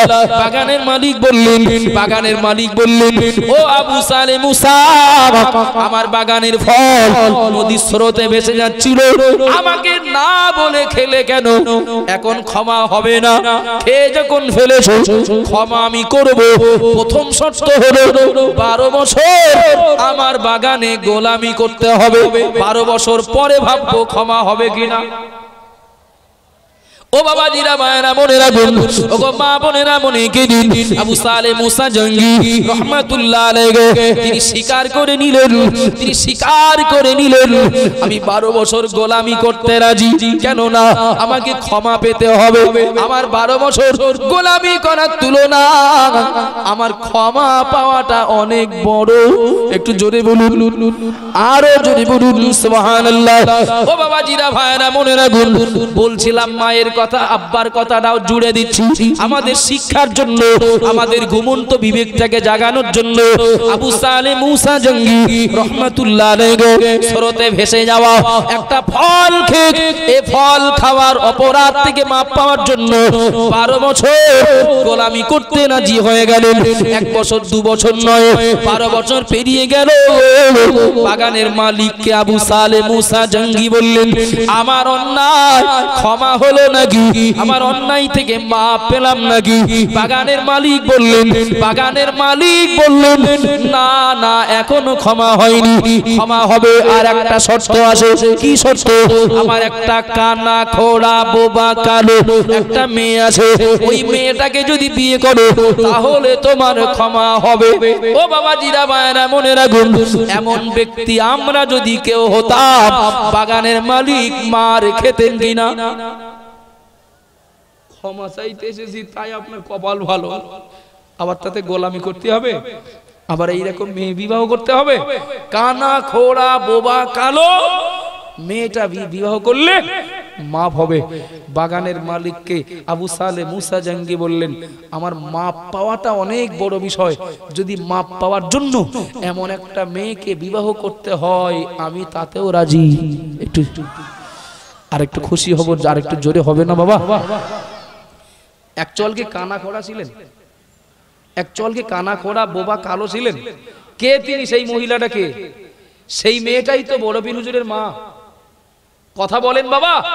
বাপকে স্রোতে ভেসে যাওয়া একটা ফল খেয়ে অন্যায় স্বীকার করতে গেছেন, অন্যায় স্বীকার করতে গেছেন, সেই অন্যায় ক্ষমা হয়নি, 12 বছর গোলামি করতে হবে তাও রাজি হলেন। স্ত্রী ভালো হবে আশায় না, অনেক খারাপ হবে তাও রাজি হলেন, ক্ষমা আমাকে পেতে হবে। এই হলেন বাপ। আর মা কে? মেয়ের বাপ বলছে আমার মেয়ে কালো কানা খোড়া বোবা, মানে অঙ্গ প্রত্যঙ্গের বৈশিষ্ট্য এগুলো। আমার মেয়ে সাদা না কালো, গ্রামের লোক কেউ দেখেনি কোনোদিন। সুবহানাল্লাহ বলে, মোহাব্বতে বলে। তার চোখ, তার হাত, তার পা, তার সমস্ত অঙ্গ প্রত্যঙ্গ এই বয়স পর্যন্ত যাবতীয় খারাপি থেকে, হারামি থেকে, গোনার কাজ থেকে পবিত্র। একটু জোরে বলুন না সুবহানাল্লাহ। বাপ মা ভালো, গর্বে আল্লাহ সন্তান দিলেন, নাম তার আব্দুল কাদের জিলানী। ডাকাত দলের লিডারকে বলছেন, আমার মা আমাকে মিথ্যা কথা বলতে নিষেধ করেছেন, মায়ের হুকুম অমান্য করলে আল্লাহ অসন্তুষ্ট হবেন, কিছু মনে নিলে হবে না বাবা। আর আব্বা মা যদি উপরের ডালে থাকেন, উপরের ডাল বুঝতে পেরেছেন তো? ছেলে আম কুড়োচ্ছে, আম বাগানের মালিক এসে বলছে তোর বাপের সঙ্গে বলে দেবো। বাপের সঙ্গে বলবেন, বাপ তো উপরের ডালে পেড়ে দিচ্ছে আর আমি প্যাকেট ভরছি, বলবে কার সাথে?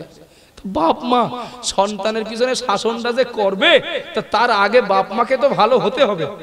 কথা বলেন না? বাপ মা যদি নিজেরাই ভালো না হয় তাহলে সন্তানের পিছনে তদারকি করার এ দায়িত্বটা পালন করবেন কিভাবে? চলেন, অবাক হয়ে যাবেন, আশ্চর্য হয়ে যাবেন। আমি বিষয়ের বাইরে যাইনি। যৌবনকাল আল্লাহর ইবাদতে কাটবে, তবে আব্বা মায়ের তদারকি লাগবে। ছোট বাচ্চাটার হাতে হাত দিয়ে ডাকাত দলের লিডার বলছেন, তুমি এইটুকু বাচ্চা, তোমার অন্তরে এত আল্লাহর ভয় জায়গা পেল? মায়ের হুকুমটা অমান্য করলেই তো টাকাগুলো বেঁচে যেত। আব্বাজান মায়েরা মনে কি দিন ডাকাত দলের লিডার বললেন, মায়ের কথা মান্য করলে আল্লাহ অসন্তুষ্ট হবেন। এইটুকু বাচ্চা তুমি, তোমার অন্তরে আল্লাহর এত ভয় জায়গা পেল, কিন্তু আমার অনেক বয়স হয়েছে, কত মানুষের মাল আত্মসাৎ করেছি, কত ডাকাতি করেছি, কত মানুষকে খুন করেছি, মার্ডার করেছি, কত মানুষের জামার করার ধরেছি, আমার কোনোদিন মন বলেনি, আমার কোনোদিন বিবেক বলেনি আমি অন্যায় করছি, আল্লাহ আমার প্রতি অসন্তুষ্ট হবেন। ও বাবা জিরা ভাইরা মনে রাখুন, ডাকাত দলের লিডার বললেন, বাবা ওগো বাচ্চা ছেলে, তুমি আজ আমার চোখ খুলে দিলে। একটু জোরে বলুন সুবহানাল্লাহ। ও বাবা জিরা ভাইরা মনে রাখুন, ডাকাত দলের লিডার ছোট বাচ্চা আব্দুল কাদেরের দিকে হাত লম্বা করে দিলেন, এ বেটা তুমি আমার হাতটা ধরো, আমাকে তওবা পড়িয়ে দাও, তুমি আমাকে তওবা পড়িয়ে দাও, আমি আজ থেকে তওবা করছি, জীবনে কোনোদিন আর ডাকাতি করব না। একটু জোরে বলেন সুবহানাল্লাহ। জীবনে আর কোনোদিন ডাকাতি করব না বাবা, আমাকে তওবা পড়িয়ে দাও। আর এখন যার কাছ থেকে যা টাকা নিয়েছি সব ফেরত দিচ্ছি বাবা, আমাকে তওবা পড়িয়ে দাও। ও বাবা জিরা ভাইরা মনে রাখুন, ডাকাত দলের লিডার বড় পীর আব্দুল কাদের জিলানী হাতে হাত দিয়ে তওবা করে শুধু ডাকাতি ছাড়লেন না, পরবর্তীতে তিনি একজন আল্লাহর ওলি হয়ে গেলেন।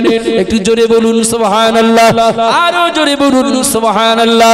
ও বাবা জিরা ভাইরা মনে রাখুন, আবু সালে মুসা জঙ্গি আর উম্মুল খায়ের মা ফাতেমা, এই বাপ আর এই মা সন্তানকে কি এমন প্রশিক্ষণ দিয়ে দিলেন, সন্তানকে কি সন্তান বানিয়ে দিলেন।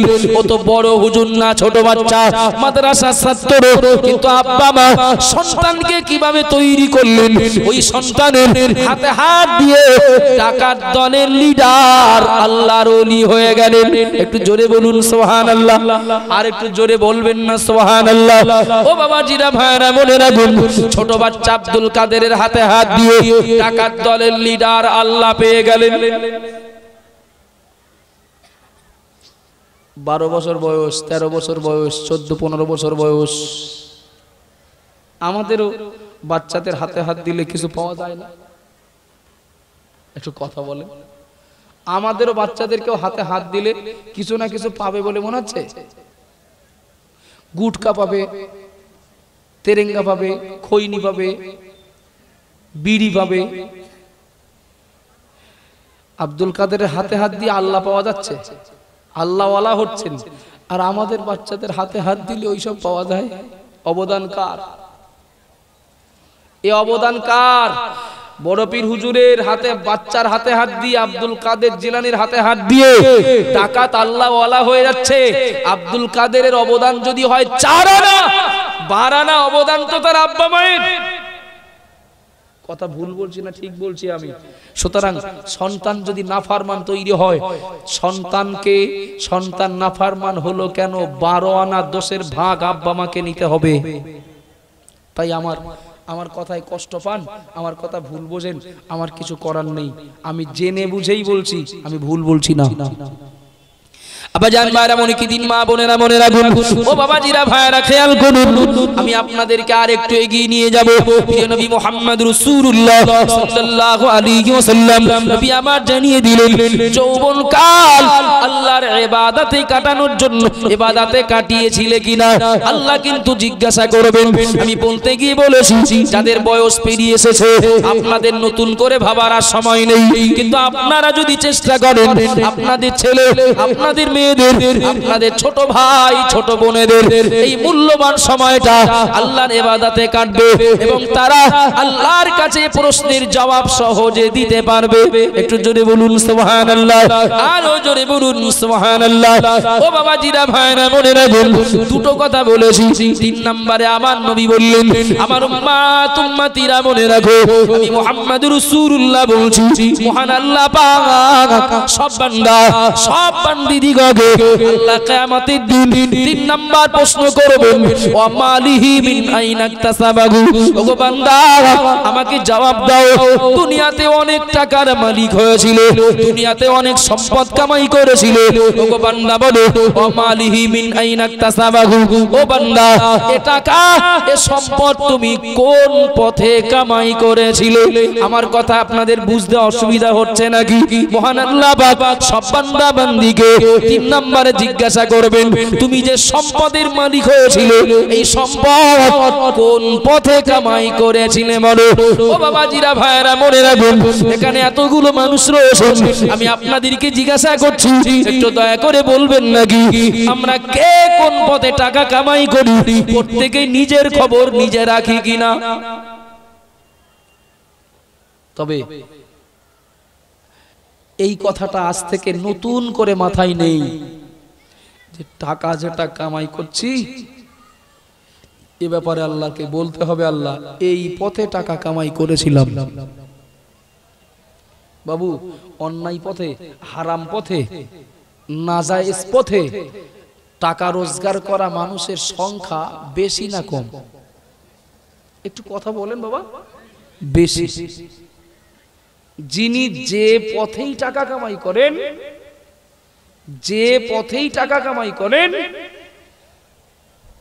খোঁজ নিলে পাওয়া যাবে 100-র ভিতরে, নবীর সেই হাদিসের বাস্তবতা এ জামানায় পাওয়া যাবে, 100-র ভিতরে 90টা ফ্যামিলি কোনো না কোনো দিক থেকে সুদে জড়িয়ে পড়েছেন। ঠিক বলছি না ভুল বলছি বাবা? আবাজান ভাইরা মনে কি দিন, মা বোনেরা মনে রাখুন, কিছু মনে নেন না, আমি কষ্ট দেওয়ার জন্য বলছি না বাবা, আমি আঘাত করার জন্য বলছি না। আল্লাহ কিয়ামতের দিন জিজ্ঞাসা করবেন, ও বান্দা বলো কোন পথে টাকা কামাই করেছিল? একবার মনে করে দেখুন, মহান আল্লাহ পাক রব্বুল আলামিন আমাদের জন্য আল্লাহ যেমন আয়ু নির্ধারণ করেছেন, আয়ু আল্লাহ আমাদের জন্য যেমন নির্ধারণ করেছেন, ও বাবাজিরা ভাইরা, ও মা বোনেরা মনে রাখুন একইভাবে এই দুনিয়াতে আমরা কে কতটা খাবার খাবো ওটাও আল্লাহ বাজেট করেছেন, আমরা কে কতটা পানি পান করব ওটাও আল্লাহ বাজেট করেছেন। বাজেটের বাইরে যাবে না, আয়ু যাবে না, খাবারও যাবে না, পানিও যাবে না। কে কতটা পানি পান করব, কে কতটা খাবার খাবো আল্লাহ ওটাও বাজেট করে পাঠিয়েছেন। ও বাবাজিরা ভাইরা, এ কারণে কোন মানুষ মারা যাওয়ার পরে আপনজনেরা যখন কাঁদেন, প্রিয়জনেরা যখন কাঁদেন, ফেরেশতারা ওই ক্রন্দনরত মানুষগুলোকে দেখে বলতে থাকেন, তোমরা কাঁদছো কেন? কি হয়েছে তোমাদের? যে মানুষটা মারা গেছেন, যে মানুষটা ইন্তেকাল করেছেন, তার তো আয়ু শেষ হয়ে গেছে। যে মানুষটা ইন্তেকাল করেছেন আল্লাহ তার জন্য যা খাবার বরাদ্দ করেছিলেন ও তো খাবারগুলো সব খাওয়া হয়ে গেছে। মহান আল্লাহ এই বান্দার জন্য পানি যা বরাদ্দ করেছিলেন ও তো পান করা হয়ে গেছে। তোমরা কাঁদছো কেন? খাবার শেষ, পানি শেষ, ওর জন্য খাদ্য শেষ। তাও চলে যাবে না তো থাকবে কি করে? সঙ্গেটা জুড়ে নেন। দুনিয়াতে কে ধনী হব আর কে গরিব হব ওটাও আল্লাহ সিদ্ধান্ত নিয়ে রেখেছেন। আমার কথায় অসুবিধা হচ্ছে কি বাবু?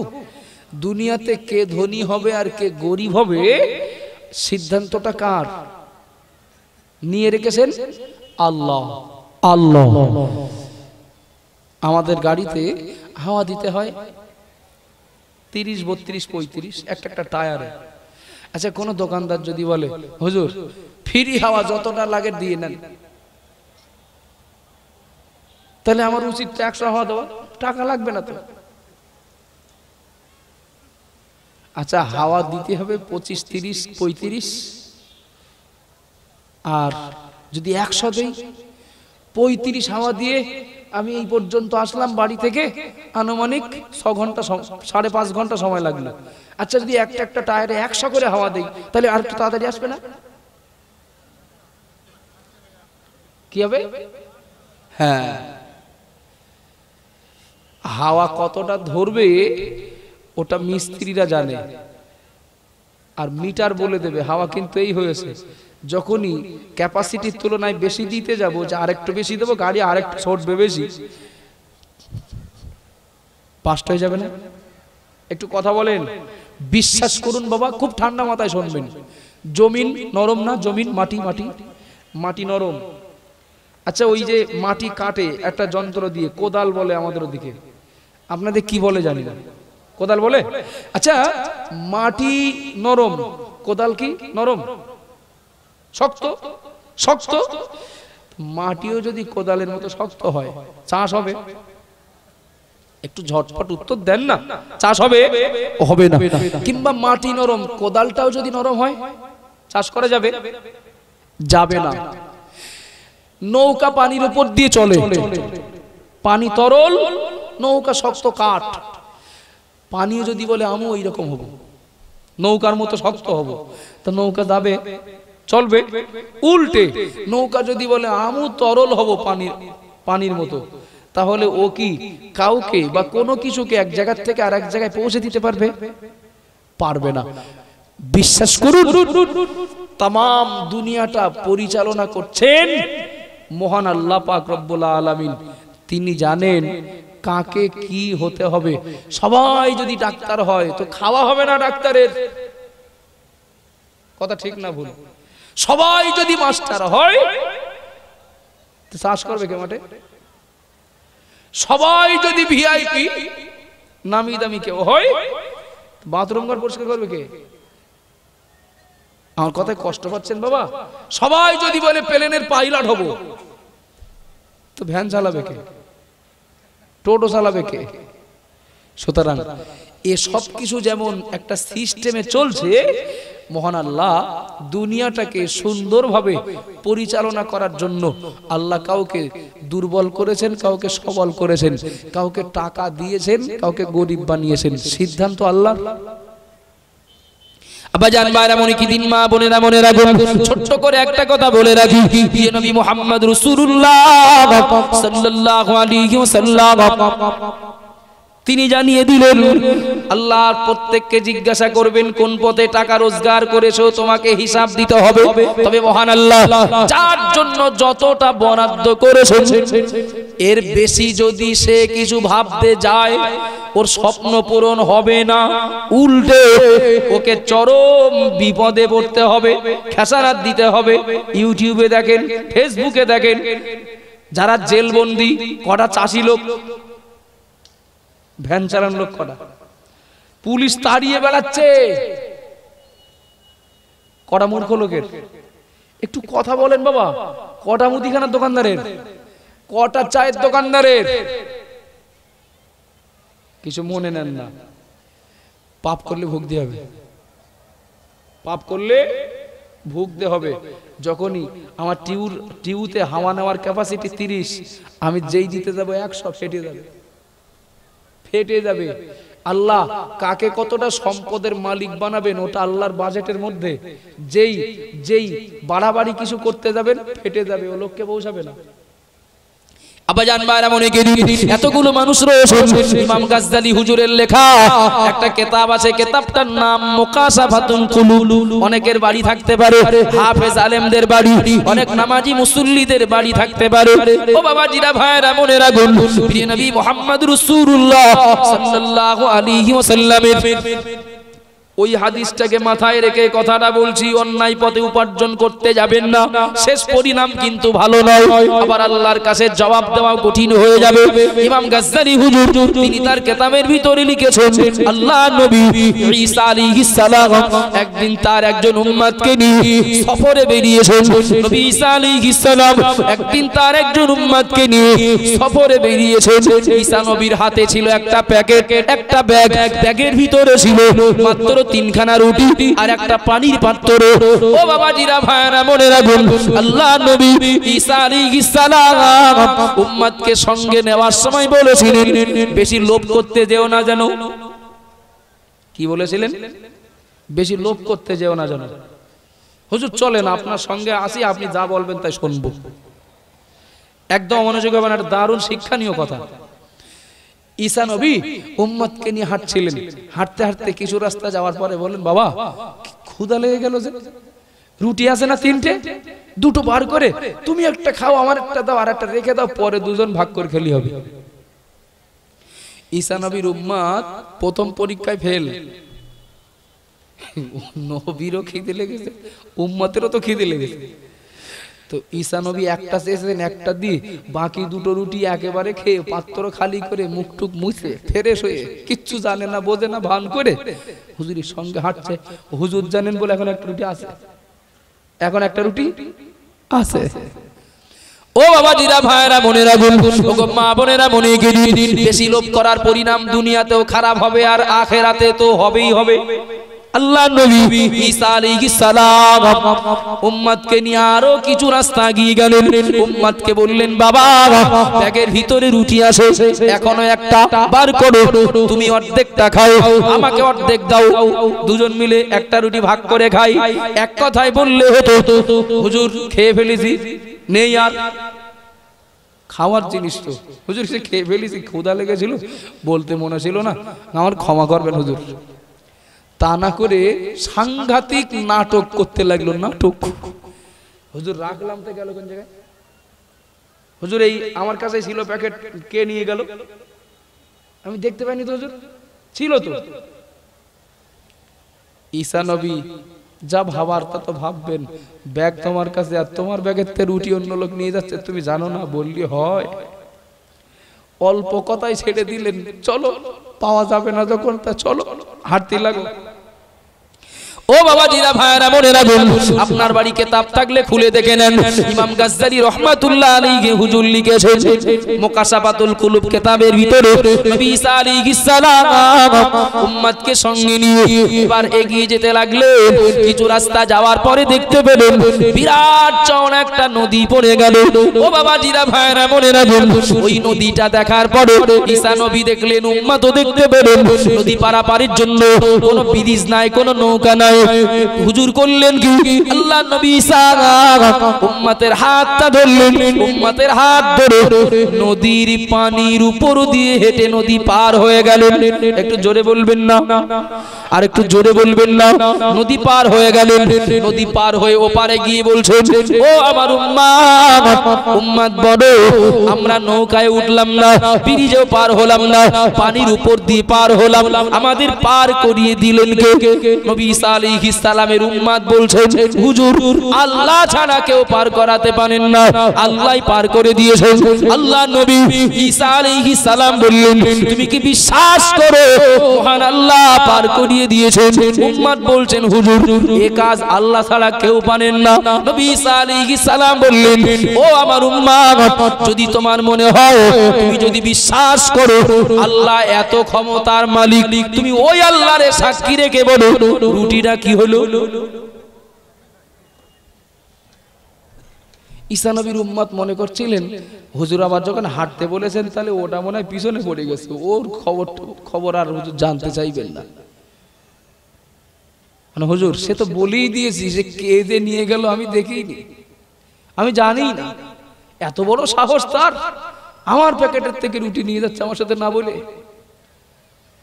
ঈসা নবী বললেন, ঠিক আছে তা চলো, জানো না যখন চলো। আবার একটু রাস্তায় এগিয়ে যাওয়ার পরে ঈসা নবী দেখলেন একটা হরিণ দৌড়ে যাচ্ছে রাস্তার আড়াআড়ি, রাস্তার আড়াআড়ি। ঈসা নবী হরিণটারে দাঁড়াতে বললেন, এ হরিণ দাঁড়া। নবীর কথা হরিণ শুনবে না, শুনবে না, কথা বলেন বাবা। হরিণ দাঁড়িয়ে গেল। ঈসা নবী হরিণটাকে উম্মতকে সঙ্গে নিয়ে জবাহ করলেন। রান্নার সরঞ্জাম জোগাড় করে দুজন মিলে রান্না করলেন, খেলেন। খাওয়া হয়ে গেল। ঈসা নবী নিজের ওই গোশত খাওয়ার পরে হাড়গুলো এক জায়গায় রেখে আর উম্মতের খাওয়ার পরে যে হাড়গুলো ছিল এক জায়গায় করে ফু দিলেন, আল্লাহর নাম নিয়ে ফু দিলেন।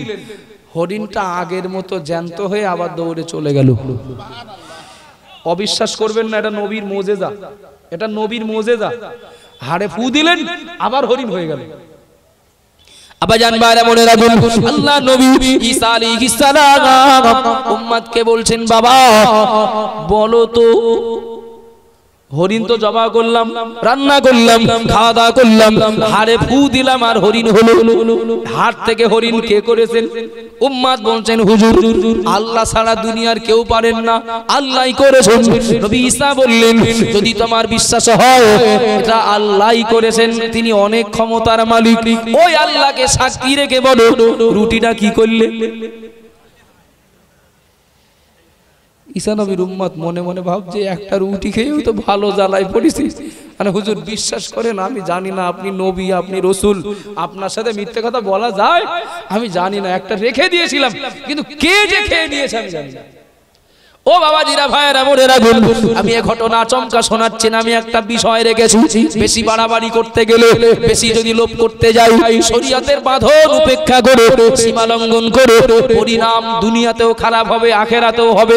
ঠিক বলছি না ভুল বলছি? অপরদিকে নবী তো বলেই দিয়েছেন, ওয়ামালিহি মিন আইনা তাসাবাহু, ও বান্দা, ও বান্দি, আল্লাহ তোমাকে জিজ্ঞাসা করবেন কোন পথে অর্থ রোজগার করেছো। আমি বলেছি আল্লাহ আমাকে কত টাকার মালিক বানাবেন, আল্লাহ আমাকে ধনী বানাবেন না গরিব বানাবেন, ওটা আল্লাহর বাজেটের মধ্যে, ওটা আল্লাহর সিদ্ধান্তের মধ্যে।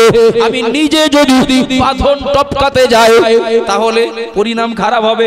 নবী ঈসা আলাইহিস সালামের উম্মত তখনও বলছে, হুজুর আমি কিচ্ছু জানি না, হুজুর আমি কোনো খবর রাখি না।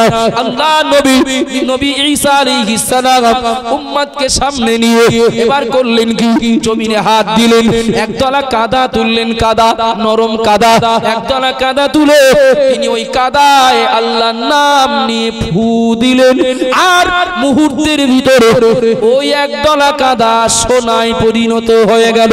একটু জোরে বলুন সুবহানাল্লাহ। ও বাবাজিরা ভাইরা মনে রাখুন, একতলা কাদা সোনা হয়ে গেল। ঈসা নবী সোনাটাকে তিনটে খণ্ড করলেন, তিনটে ভাগ করলেন। এবার উম্মতকে দেখাচ্ছেন, ও আমার উম্মত আমার হাতে কি? বললেন হুজুর সোনা। খণ্ড কটা? হুজুর দেখছি তো তিনটে। আল্লাহর নবী ঈসা বললেন, আমার সিদ্ধান্ত হলো, আমার বিচার হলো, বাড়ি থেকে রুটি নিয়ে এসেছিলাম, কটা মনে আছে তোমার? বলে হুজুর তিনটে। আপনি একটা খেয়েছেন, আমি একটা খেয়েছি, আর একটা হারিয়ে গেছে। ঈসা নবী বলছেন, বাবা আমার বিচার হলো, এই যে তিনটে সোনা আছে, তিনটে রুটির ভাগে যে যে কটা খাবে সে সেই কটা সোনা পাবে। মানে রুটি যে যে কটা খাবে তার ভাগে সেই কটা সোনা পাওনা হবে। তুমি তোমার হাতে করে একটা দিয়েছো রুটি, তাহলে একটা সোনা আমার। আর তুমি তো একটা খেয়েছো, তাহলে তোমার একটা সোনা। আর এই যে রুটিটা ব্যাগের ভিতরে ছিল, কে খেয়েছে তুমি জানো না, আমি জানি না। ওই রুটিটা কে খেয়েছে যদি তার সন্ধান পাওয়া যায়, বাকি সোনাটা তার দেওয়া হবে। কি কঠিন সমস্যায় পড়েছে উম্মত। যেহেতু আমার পাওনা জিনিস, ও তো আমারই পাওনা, দুনিয়ার কারণ না। না, ও নবী যা মনে করে করুক, আমার সোনা লাগবে। মানে হুজুর কিছু মনে করবেন না হুজুর, আপনি যখন একটা রুটি খেতে বলেছিলেন, আমি দুটো একসঙ্গে খেয়েছিলাম। আর আপনি তো মিথ্যে কথা বলবেন না, আপনি তো বলেছেন যে যে কটা রুটি খাবে সে সেই কটা সোনা পাবে। আল্লাহর কি বিশ্বাস করেন হুজুর, ও সোনাটা আমার ভাগেই পড়ে। আর বাবা তোমার ভাগে তুমি দুটো খেলে তোমারই পড়বে, তার নাও চলো হাঁটো। আচ্ছা ওর তো ছিল না কিছু, অমনোযোগী হলে হবে না। ওর তো ছিল না কিছু, ও রাস্তায় চলতে চলতে দুটো সোনার দলা পেলো, পেলো না? পেলো না? ঈসা নবী বলো তাড়িয়ে দেননি? বলো তখনো চলো বাবা। আবাজান বাইরা মনে একদিন রাস্তায় চলা শুরু করতে না করতে ওর মন হুজুরের পকেটের দিকে। এখন একটা সোনা আছে, এখনো একটা আছে। আমি দেখলাম হুজুর কাদায় ফু দিলেন, আর সোনা হয়ে গেল। আমি ফু দিলে তো হবে না, হুজুরের লাগলে আমার ফু দিয়ে সোনা করে নেবেন, কিন্তু আমি ফু দিলে তো হবে না। ঈসা নবীর উম্মাত ঈসা নবীকে বলছে, হুজুর চলছি বটে, মন কিন্তু ভালো লাগছে না। কেন বাবা কি হয়েছে? হুজুর আপনার পকেটে যে সোনাটা আছে ওটাও যদি আমার দেখ, তাহলে আমার জীবনে আর চিন্তা নেই, আমার জীবনে আর চিন্তা হবে না। ঈসা নবী বুঝতে পারছেন এর পরিণাম পরিণতি ভয়ঙ্কর, এর পরিণাম খারাপ, এর পরিণতি ভয়ঙ্কর। ঈসা নবী বললেন, ও আমার উম্মাত, এই সোনাটাও নিলে তুমি বিরাট খুশি হবে নাকি? বলে হ্যাঁ হুজুর বিরাট খুশি হব। আল্লাহ নবী নিজের পকেট থেকে বাকি সোনাটাও দিয়ে দিলেন। ছিল না কিছু, হয়েছে তিনটে সোনার মালিক। ওর মাথা ঠিক আছে? কথা বলেন বাবা, ওর মাথা ঠিক আছে? কেউ হঠাৎ করে যদি বড় লোক হয় দেখবেন কার কি বলে ঠিক পায় না। আর যারা আদি জমিদার তাদের অনেক সম্পদ আছে, কিন্তু তারা নমনীয়, তারা ভদ্র। ঠিক বলছি না ভুল বলছি? এই যে অনেক সোনার মালিক হয়ে গেল না, ব্রেন কাজ করে না। তিনটে সোনার মালিক, আর আমি ব্যাগ বয়ে বেড়াবো, ব্যাগ বয়ে বেড়াবো, হুজুরের সঙ্গে ঘুরবো, এই ঠিক যেন মানাচ্ছে না। বাহানা শুরু হয়ে গেল, হুজুর আমার অনেকদিন বাড়ি যাওয়া হয়নি, অনেক সময় বাড়ি যাওয়া হয়নি, একটু সুযোগ দিলে বাড়ির থেকে ঘুরে আবার আসতাম। ঈসা নবী তো জানেন ওর কাজ মিটে গেছে, ও বাড়ি গেলে জীবনও আসবে না। বাবা যদি ভালো মনে করো তা যাও। এটা কি যা যেতে যেতে বলার, যেতে দেওয়ার অনুমতি? ভালো মনে করো তা যাও। আবাজান মারা মনে রাখুন, ও মা বোনেরা মনে গিয়ে দিন, আল্লাহ নবী ঈসা আলাইহিস সালামের উম্মাত তিনটে সোনার দলা নিয়ে বাড়ির পথে একা একা মনে মনে ভাবছে আর যাচ্ছে, আমি বাড়ি যাই আগে, কে আমার পাই দেখে নেব, আমার ব্যাগ পাওয়ার জন্য আমার বাড়ির সামনে ধর্ণা দেবে অন্যরা। কিন্তু না না না, স্বপ্ন পূরণ হলো না। হাওয়া যা দরকার তার থেকে তো অনেক বেশি দেওয়া হয়ে গেছে। ও বাবাজিরা ভাইরা মনে রাখুন, গন্তব্যে পৌঁছানোর আগে রাস্তায় কিছু রাস্তা যেতে না যেতে দুইজন দস্যু ওকে আটকে দিয়েছে, দুইজন ডাকাত ওর পথ আটকে দিয়েছে। বেটা দাঁড়িয়ে যাও, যদি বাঁচতে চাও কাছে যা আছে দাও। ও বাবাজিরা ভাইরা মনে রাখুন, কাছে কিছু না থাকলে ভয় লাগবে না, কিন্তু থাকলে বলে ভয় লাগবে। মানে তাই তো, এরা তো ডাকাত, আমি যদি বলি নেই, চেক করলে তো পেয়ে যাবে। তখন সোনাও নেবে, আমারও নেবে। ওর থেকে সত্য কথা বলে দেওয়া ভালো। দেখো তোমরা আমার উপরে আক্রমণ করো না, আমি সত্য কথা বলছি, আমার কাছে তিনটে সোনা আছে, তোমরা দুজন আসো একটা করে নাও, আর আমার অন্তত একটা দাও। তোমরা দুজন আমি এক, তিনজন, আর সোনা তিনটে আছে, তিনজন মিলেমিশে ভাগ করে একটা করে নেই। তা ডাকাত দুজন মুহূর্তের মধ্যে ওরা বুঝে গেল যে রাস্তা থেকে একটা করে সোনার ভাগ পাচ্ছে যখন, ওরা আর কিছু বলে লাভ নেই, ওটা নাই নেক। সিদ্ধান্ত ফাইনাল। আল্লাহু আকবার। আল্লাহর কুদরতি খেলা তো সব। এরা যে যার মতো একটা করে সোনা বাড়ি নিয়ে বাড়ি সোনা ভাগ করে বাড়ি যা, কিন্তু ওর মাঝখানে একজনের মাথায় আবার এসেছে, তাই তো আমরা এ লোকটাও পথ চলে আসছিল, আমরাও যাচ্ছিলাম, খিদে বলো সবার লেগেছে। তিনি নিকটতম কোনো দোকান থেকে কিছু খাবার কিনে তিনজন এক জায়গায় বসে একটু নাস্তা পানি করে তারপরে যে যার মতো বাড়ি গেলে ভালো হতো না? প্রস্তাবটা দিয়েছে একজন, বাকি দুজন সমর্থন করেছে। মানে ভালো যুক্তি তো, ভালো যুক্তি। কে যাবে? ঈসা নবীর উম্মত আর ডাকাতের একজন, দুজন মিলে সোনা পাহারা দেবে, আর এক ডাকাত যাবে খাবার কিনতে, খাবার আনবে, খাবে, তারপর সোনা নিয়ে বাড়ি যাবে যে যার মতো। যে ডাকাত খাবার কিনতে যাচ্ছে সারা রাস্তা, ওর বলে মাথায় ঠিক নেই, সারা রাস্তা যাচ্ছে আর ভাবছে তাই তো এই সুযোগ কি আর জীবনে পাবো? রাস্তার উপরে তিনটে সোনা, একটু যদি চেষ্টা করি, একটু যদি বুদ্ধি খাটাই, তিনটে সোনার মালিক আমি একা হতে পারবো। যুক্তিটা কি?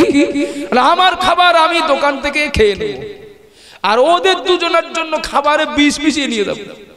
ওরা দুজন বিষ মিশানো খাবার খেয়ে মরবে, আমি তিনটে সোনা একা নিয়ে বাড়ি যাবো। সিদ্ধান্ত ফাইনাল একদম। আবার জানবার এমন কি দিন ইমাম গাজ্জালি হুজুর লিখেছেন, ডাকাতের সিদ্ধান্ত ফাইনাল, আমার খাবার আমি দোকান থেকে খেয়ে নেব, আর ওদের জন্য বিষ মিশানো খাবার নিয়ে যাব। ওরা বিষ মিশানো খাবার খাবে, ওরা মরবে, আমি তিনটে সোনা একা নিয়ে বাড়ি যাব। ও বাবা জিরা মায়ানা মনে রাখুন। কিন্তু যেই না এক ডাকাত দোকানের পথে রওনা দিতে শুরু করলো, এরা দুজন মিলে যুক্তিতে বসলো, বন্ধু একটা কাজ করলে কি হতো? মানে কি? মানে ও আসলেই তো একটা ভাগ নেবে, সুতরাং যেই খাবার নিয়ে আসবে খাবারগুলো কেড়ে নি, দুজন মিলে ধরে ওর মেরে ফেললে কি হতো? দুজন মিলে ধরে যদি ওকে মেরে ফেলতে পারি তাহলে তিনটে সোনা আমাদের দুজনার হয়ে যাবে। মানে তাও যুক্তি তো খারাপ না, এদের যুক্তিও ভালো, ওর যুক্তিও ভালো, শুধু সময়ের অপেক্ষা। যেই না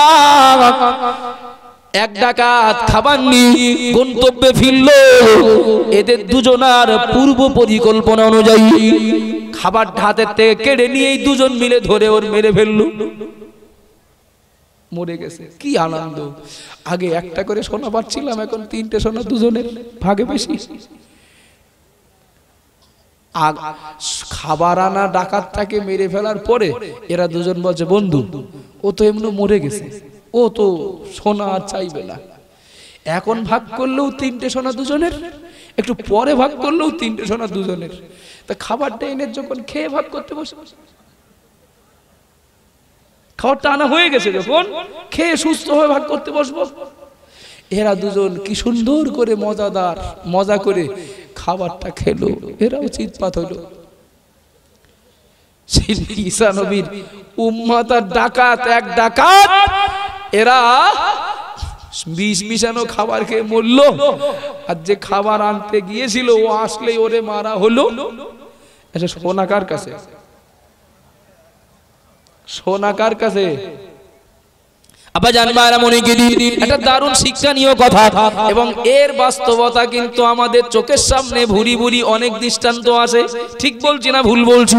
অল্প দিনে জনগণের হক নষ্ট করে, জনগণের হক ফাঁকি দিয়ে যারা অল্প দিনে জিরো থেকে হিরো হতে গিয়েছেন, ঠেলা বুঝতে পারছেন? ঠিক বলছি না ভুল বলছি? আমি কারোর নাম ধরে বলবো না, তবে যার ঘা থাকবে তার জ্বালা করবে। ঠিক বলছি না ভুল বলছি? ও বাবাজিরা ভাইরা মনে রাখুন, ওই পথে চলছিলেন নবী ঈসা আলাইহিস সালাম, একজন উম্মত সঙ্গ ছাড়লে সঙ্গে অন্য উম্মতেরা জুটে গিয়েছিল। বাবা ঈসা নবী সেই উম্মতদেরকে নিয়ে ওই পথ দিয়ে যাচ্ছিলেন, মোড়ের মাথায় যে দেখেন তিনটে লাশ পড়ে আছে আর সোনা মাটিতে গড়াগড়ি যাচ্ছে।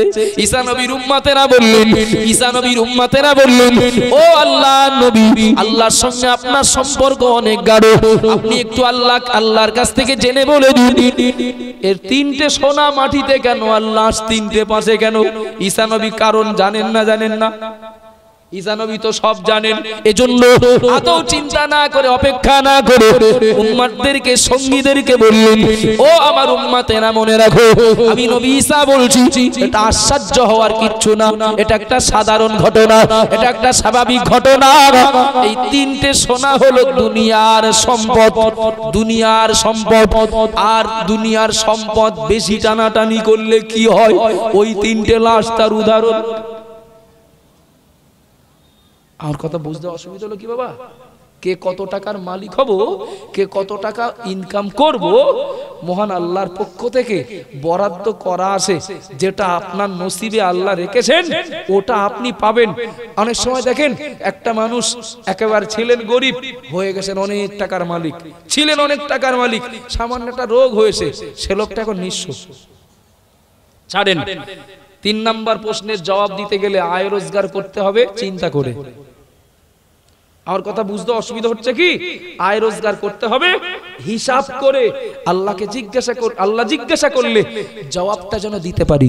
4 নম্বরে নবী আমার বললেন, ও আনফাকাহু, ও আমার উম্মাত উম্মতিরা মনে রাখো, মহান আল্লাহ পাক রব্বুল আলামিন প্রত্যেক বান্দা বান্দির আল্লাহ 4 নাম্বার প্রশ্ন করবেন। বান্দা বলো, তোমার উপার্জিত সম্পদ কোন রাস্তায় ব্যয় করেছিলে?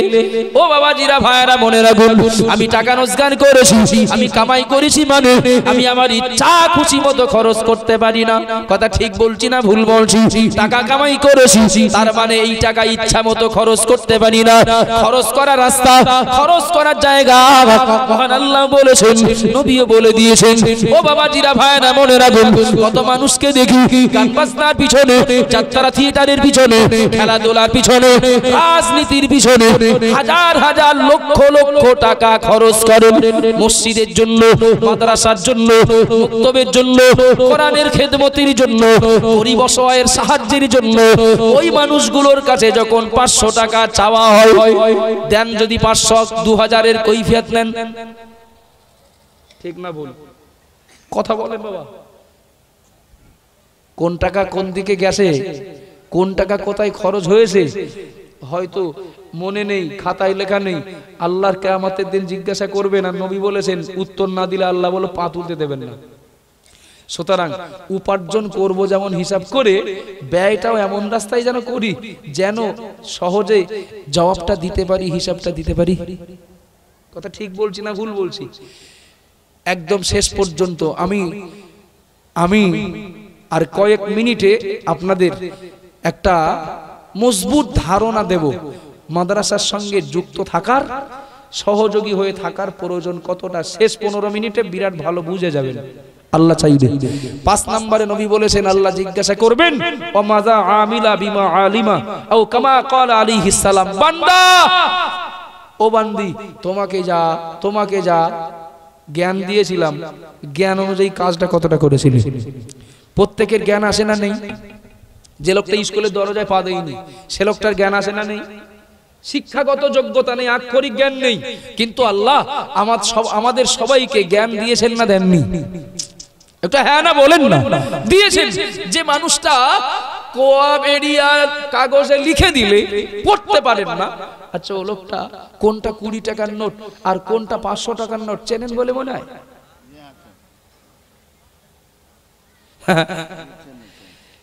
এক ক্লাস লেখাপড়া শেখেননি, একদম মূর্খ, নাম লিখতে পারেন না। লোকটার ছেলেটা MA পাস, একটা চাকরিও পেয়েছে। যদি বলা হয় তা মূর্খ সুর্খ লোক তো একটু বুঝিয়ে দেখি, বোঝে কি? ও চাচা, ওই আপনার ওই ছেলেটার সঙ্গে আমাদের ওই অমুক আব্দুর রহিম চাচার একটা মেয়ে ছিল, 4 পাস করে আর স্কুলে যায়নি, ওর সঙ্গে বিয়ে দিলে কেমন হইতো? আরে তুই পাগল পেয়েছিস? আমার ছেলে MA পাস আর 4 পাস করা মেয়ের সঙ্গে বিয়ে দেবো? জ্ঞান আছে না নেই? তাড়াতাড়ি বলেন। জ্ঞান আছে না? নিজে লেখাপড়া জানেন না, কিন্তু মেয়েটা সুন্দরী, মেয়েটা শিক্ষিতা। যদি বলা হয় চাচা ওই ঢোলাঘাটে একটা ছেলে ভ্যান চালায়, ভালো ভ্যান চালাতে পারে, ওই ছেলেটার সঙ্গে আপনার মেয়ের বিয়ের জন্য ঘটকারি করবো, তা ঘটক মার খাবে না? খাবে না। তুই আর পাগল পেয়েছো না? আমার মেয়েটা সুন্দরী শিক্ষিতা, ভ্যান ওর হাতে দেবো, ভ্যান ওয়ালার হাতে দেবো? জ্ঞান আছে না নেই? জ্ঞান আসে না নেই? এই জ্ঞানটার ব্যাপারে আল্লাহ প্রশ্ন করবেন। ভালো মন্দ, ভালো মন্দ, সত্য মিথ্যা, জায়েজ না জায়েজ, বৈধ অবৈধ বোঝার জ্ঞান তোমার দিয়েছিলাম, কাজে কতটা লাগিয়েছিলে উত্তরটা দাও। আবার জানবার এমন কি দিন, এইবার একটু আরো মনোযোগ দিয়ে আপনাদের কাছে আমি বলবো এবং আপনাদের জবাব দিতে হবে। একটু দয়া করে বলুন, 5টা প্রশ্নের কথা বলেছি। আল্লাহ জিজ্ঞাসা করবেন কোন পথে তোমার আয়ু ব্যয় করলে, এর ভিতরে 2 নম্বরে যৌবনকাল কিভাবে কাটালে, 3 নম্বরে কোন রাস্তায় অর্থ কামাই করলে, 4 নম্বরে অর্থ কোন রাস্তায় ব্যয় করলে, 5 নম্বরে তোমার জ্ঞান অনুযায়ী কাজ কতটা করলে। এখানে এতগুলো মানুষ রয়েছে, আমি আপনাদেরকে জিজ্ঞাসা করছি, একটু দয়া করে বলবেন নাকি আল্লাহর একজন বান্দা একটু হাত তুলে বলবেন নাকি কাল কিয়ামতের দিন আল্লাহ আমাকে যখন এই প্রশ্নগুলো করবেন আমি জবাব দেওয়ার জন্য রেডি আছি? আল্লাহর একজন বান্দা, হাজী সাহেব, গাজী সাহেব, হুজুর সাহেব, ইমাম সাহেব, বক্তা সাহেব, কেউ একটু কথা বলেন বাবা, পারবো কি? একটু সন্দেহ আছে না নেই? সন্দেহ আসে না নেই? হ্যাঁ না বলেন না, সন্দেহ আছে তো? আচ্ছা, সন্দেহ যদি থাকে, অনেক সময় দেখবেন আমি আসার সময় তো বসিরহাটে বিরাট জামে পড়ে গেলাম, বিরাট অনেক সময় নষ্ট হয়ে গেল, অনেক। তো বাইপাস রাস্তা দিয়ে, গলিপথ দিয়ে, গ্রাম্য রাস্তা দিয়ে ঘুরে ঘুরে তাই এসছি। আচ্ছা, আল্লাহর কাছে এই প্রশ্নের উত্তর দেওয়া যদি ভয় ভয় মতো মনে হয়, উত্তর দিতে পারবো কি পারবো না যদি সন্দেহ থাকে, তখন বাইপাস রাস্তা দিয়ে জান্নাতে ঢোকা যাবে না? গেলাম না আল্লাহর সামনে, অন্য রাস্তা দিয়ে জান্নাতে যাওয়া যাবে? চেনা আছে আপনাদের? ওখানে তো যেতেই হবে, মালিকের সামনে তো যেতেই হবে। তো যেতেই হবে যদি বিশ্বাস থাকে, জবাব দিতে পারবো কি পারবো না যদি সন্দেহ থাকে, তাহলে ধরা পড়ার ভয় আছে? হ্যাঁ না বলেন না বাবা? ধরা পড়ার ভয় যদি থাকে, তাহলে ছাড় পাওয়ার ব্যবস্থা লাগবে তো, ছাড় পাওয়ার ব্যবস্থা লাগবে তো। আবার জানবার এমন কি আমরা থানায় যাওয়ার যদি বার্তা পাই, মেম্বার প্রধান সঙ্গে নেই, মোড়ল মাতব্বার সঙ্গে নেই, আমি ধরা পড়লেও যেন ওই নেতা ছাড়িয়ে আনে। ঠিক বলছি না ভুল বলছি? আল্লাহর সামনে যেতে গেলে যদি ভয় লাগে, আল্লাহর সামনে প্রশ্নের জবাব দিতে যদি ভয় লাগে, ভয় ভয় মনে হয়, ও বাবাজিরা, ভাইরা, মনে রাখুন। এবার আপনাদেরকে জিজ্ঞাসা করছি, দয়া করে বলবেন নাকি কাল কিয়ামতের দিন আল্লাহ আমাদেরকে যখন প্রশ্ন করবেন, এই প্রশ্নের জবাব দেওয়াটা যদি আমাদের জন্য কষ্টকর মনে হয়, উত্তর দিতে পারবো কি পারবো না এ ব্যাপারে যদি সন্দেহ সৃষ্টি হয়, তাহলে আল্লাহর কাছে ধরা পড়ার ভয় আসে, এটাই তো স্বীকার করতে হবে। একটু কথা বলেন না বাবা? আল্লাহর কাছে ধরা পড়ার ভয় আছে, এটাই তো স্বীকার করতে হবে। ও বাবাজিরা, ভাইরা, মনে রাখুন, আমার মা বোনেরা মনে রাখুন, যদি আল্লাহর কাছে ধরা পড়ার ভয় থাকে, তাহলে ছাড় পাওয়ার জন্য কোনো মাধ্যম আমাদের লাগবে না, লাগবে না। পাগড়ি এখন দেবেন নাকি না হুজুরের সাথে? পাগড়ি এখন কজন হাফেজ পাগড়ি থাকে? 2 জন। শেষ কথা বলছি, মিনিট 5-7। যদিও একটু আগের থেকে জানলে আমি সেভাবে গুটিয়ে নিতাম। 2 জন হাফেজে কোরআনকে পাগড়ি দেওয়া হবে। একটু তাকবীর দেন, নারায়ে তাকবীর। যারা অসন্তুষ্ট তারা চুপ করে থাকেন, যারা খুশি তারা একটু জোরে বলেন নারায়ে তাকবীর, নারায়ে তাকবীর। হাফেজে কোরআন দয় বলুন জিন্দাবাদ, নারায়ে তাকবীর। কবেরিয়া মাদ্রাসার ওস্তাদ হুজুর দাতা সহযোগী কমিটি বলেন জিন্দাবাদ, নারায়ে তাকবীর। মোক্ষম সময়ে হাফেজ সাহেবরা এসে গেছেন, একদম মোক্ষম সময়ে। তাহলে থানায় ধরা পড়ার ভয় আছে বলে মোড়ল নিয়ে যায় সঙ্গে করে, যে আমি ধরা পড়লেও মোড়ল ছাড়াবে। কথা বলেন ঠিক না ভুল? তাহলে কিয়ামতের দিন আল্লাহ প্রশ্ন করলে জবাব দিতে পারবো কিনা সন্দেহ আছে, মানে ধরা পড়ার ভয় আছে, আছে না নেই? তাহলে ওখানে ধরা পড়ার ভয় থাকলে ছাড়াতে কারণ লাগবে না, লাগবে না? আবার জানবার এমন কি দিন, ও মা বোনেরা, এমন কি দিন যে নবী মুহাম্মদ রাসূলুল্লাহ সাল্লাল্লাহু আলাইহি ওয়াসাল্লাম নবী আমার জানিয়ে দিলেন, মান ক্বারাআল কুরআনা ফাস্তাজহারাহু ফাহাল্লা হালালাহু ওয়া হাররামা হারামাহু আদখালাহু আল্লাহুল জান্নাতাহু আও কামা ক্বালা আলাইহিস সালাম। নবী আমার জানিয়ে দিলেন, ও আমার উম্মত উম্মতিরা, মনে রাখো আমি মুহাম্মদ রাসূলুল্লাহ বলছি, যারা কোরআন হিফজ করে, কি করে? কোরআন কি করে? কোরআন যারা হিফজ করে, মুখস্থ করে, যারা কোরআনের হাফেজ হয়, নবী আমার জানিয়ে দিলেন যারা কোরআনের হাফেজ হয় মৃত্যুর আগ পর্যন্ত হালালটাকে হালাল বলে, হারামটাকে হারাম বলে বর্জন করে যদি নিজেকে কায়েম রাখে, কাল কিয়ামতের দিন মহান আল্লাহ পাক রব্বুল আলামিন ওই হাফেজে কোরআনকে বলবেন, ও আমার বান্দা তুমি জান্নাতে চলে যাও, আদখালাহুল্লাহুল জান্নাতাহু, তুমি জান্নাতে চলে যাও। কিন্তু না না না বাবা, একজন হাফেজ সাহেব একা একা তো হাফেজ হতে পারেন না। ঠিক বলছি না ভুল বলছি? তার হাফেজ হওয়ার জন্য তার পিছনে অনেক মানুষের অবদান আছে না নেই? ও বাবাজিরা মায়েরা মনে রাখুন, কেউ মাদ্রাসা করতে জমি দিয়েছেন, কেউ বা মাদ্রাসা চালাতে টাকা দিয়েছেন, কেউ বা মাদ্রাসার কমিটি হিসাবে দায়িত্ব পালন করেছেন, কেউ বা পরিবার ছেড়ে স্বল্প বেতনে বাচ্চাদেরকে পড়িয়েছেন। অনেক মানুষের অবদান রয়েছে। প্রিয় নবী মুহাম্মদ রাসূলুল্লাহ সাল্লাল্লাহু আলাইহি ওয়াসাল্লাম নবী আমার জানিয়ে দিলেন, কিয়ামতের দিন আমলওয়ালা ওই হাফেজে কোরআনকে আল্লাহ একা একা জান্নাতে যেতে দেবেন না। আল্লাহ পাক ওই হাফেজে কোরআনকে বলবেন, ওয়াসাফাহু আশরাতিন মিন আহলি বাইতিহি কুল্লুহুম কদ আযাবাত লাহুম নার আও কামা কানা আলাইহিস সালাম। ওগো আমার হাফেজে কোরআন বান্দা, একা একা জান্নাতে যেও না। আমি আল্লাহ বলছি, তুমি এমন 10 জন জাহান্নামীর জন্য সুপারিশ করো, কুল্লুহুম কদ আযাবাত লাহুম নার, যাদের জন্য জাহান্নাম ওয়াজিব হয়ে গেছে।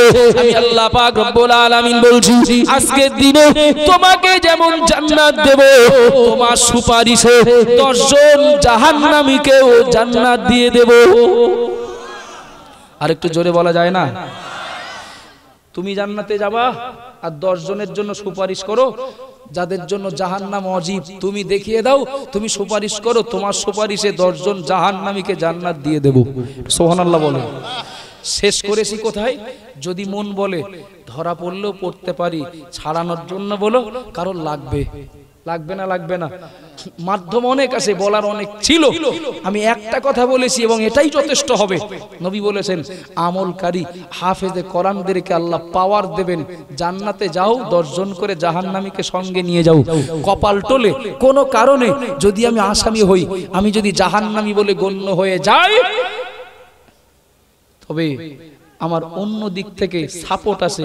আমি হাফেজে কোরআনের বাপ ছিলাম না, বাপ হতে পারিনি, আমি হাফেজে কোরআন তৈরি করার জন্য আমি মাস্টার ছিলাম, কি আমি হাফেজে কোরআন তৈরির জন্য আমি দাতা ছিলাম, আমি সহযোগী ছিলাম।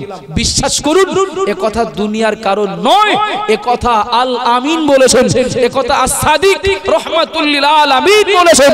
কাফের বেঈমানেরা যে নবীকে সত্যবাদী বলে বিশ্বাস করত, ওই নবী বলেছেন, একজন আমলকারী হাফেজে কোরআন 10 জন জাহান্নামীকে জান্নাতে নিয়ে যাবে।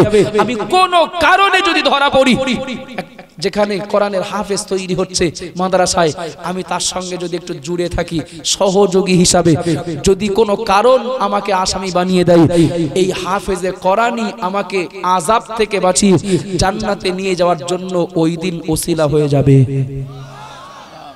অসমাপ্ত কথা ইতি করছি, বাকি কথা সভাপতি সাহেব হুজুর রয়েছেন, তিনি বলবেন। ভুল হলে ক্ষমা করবেন। আমাকে একটু একটা কি বলতে বলেছেন, বা না বললেও হয়তো আমি বলতাম। আগামী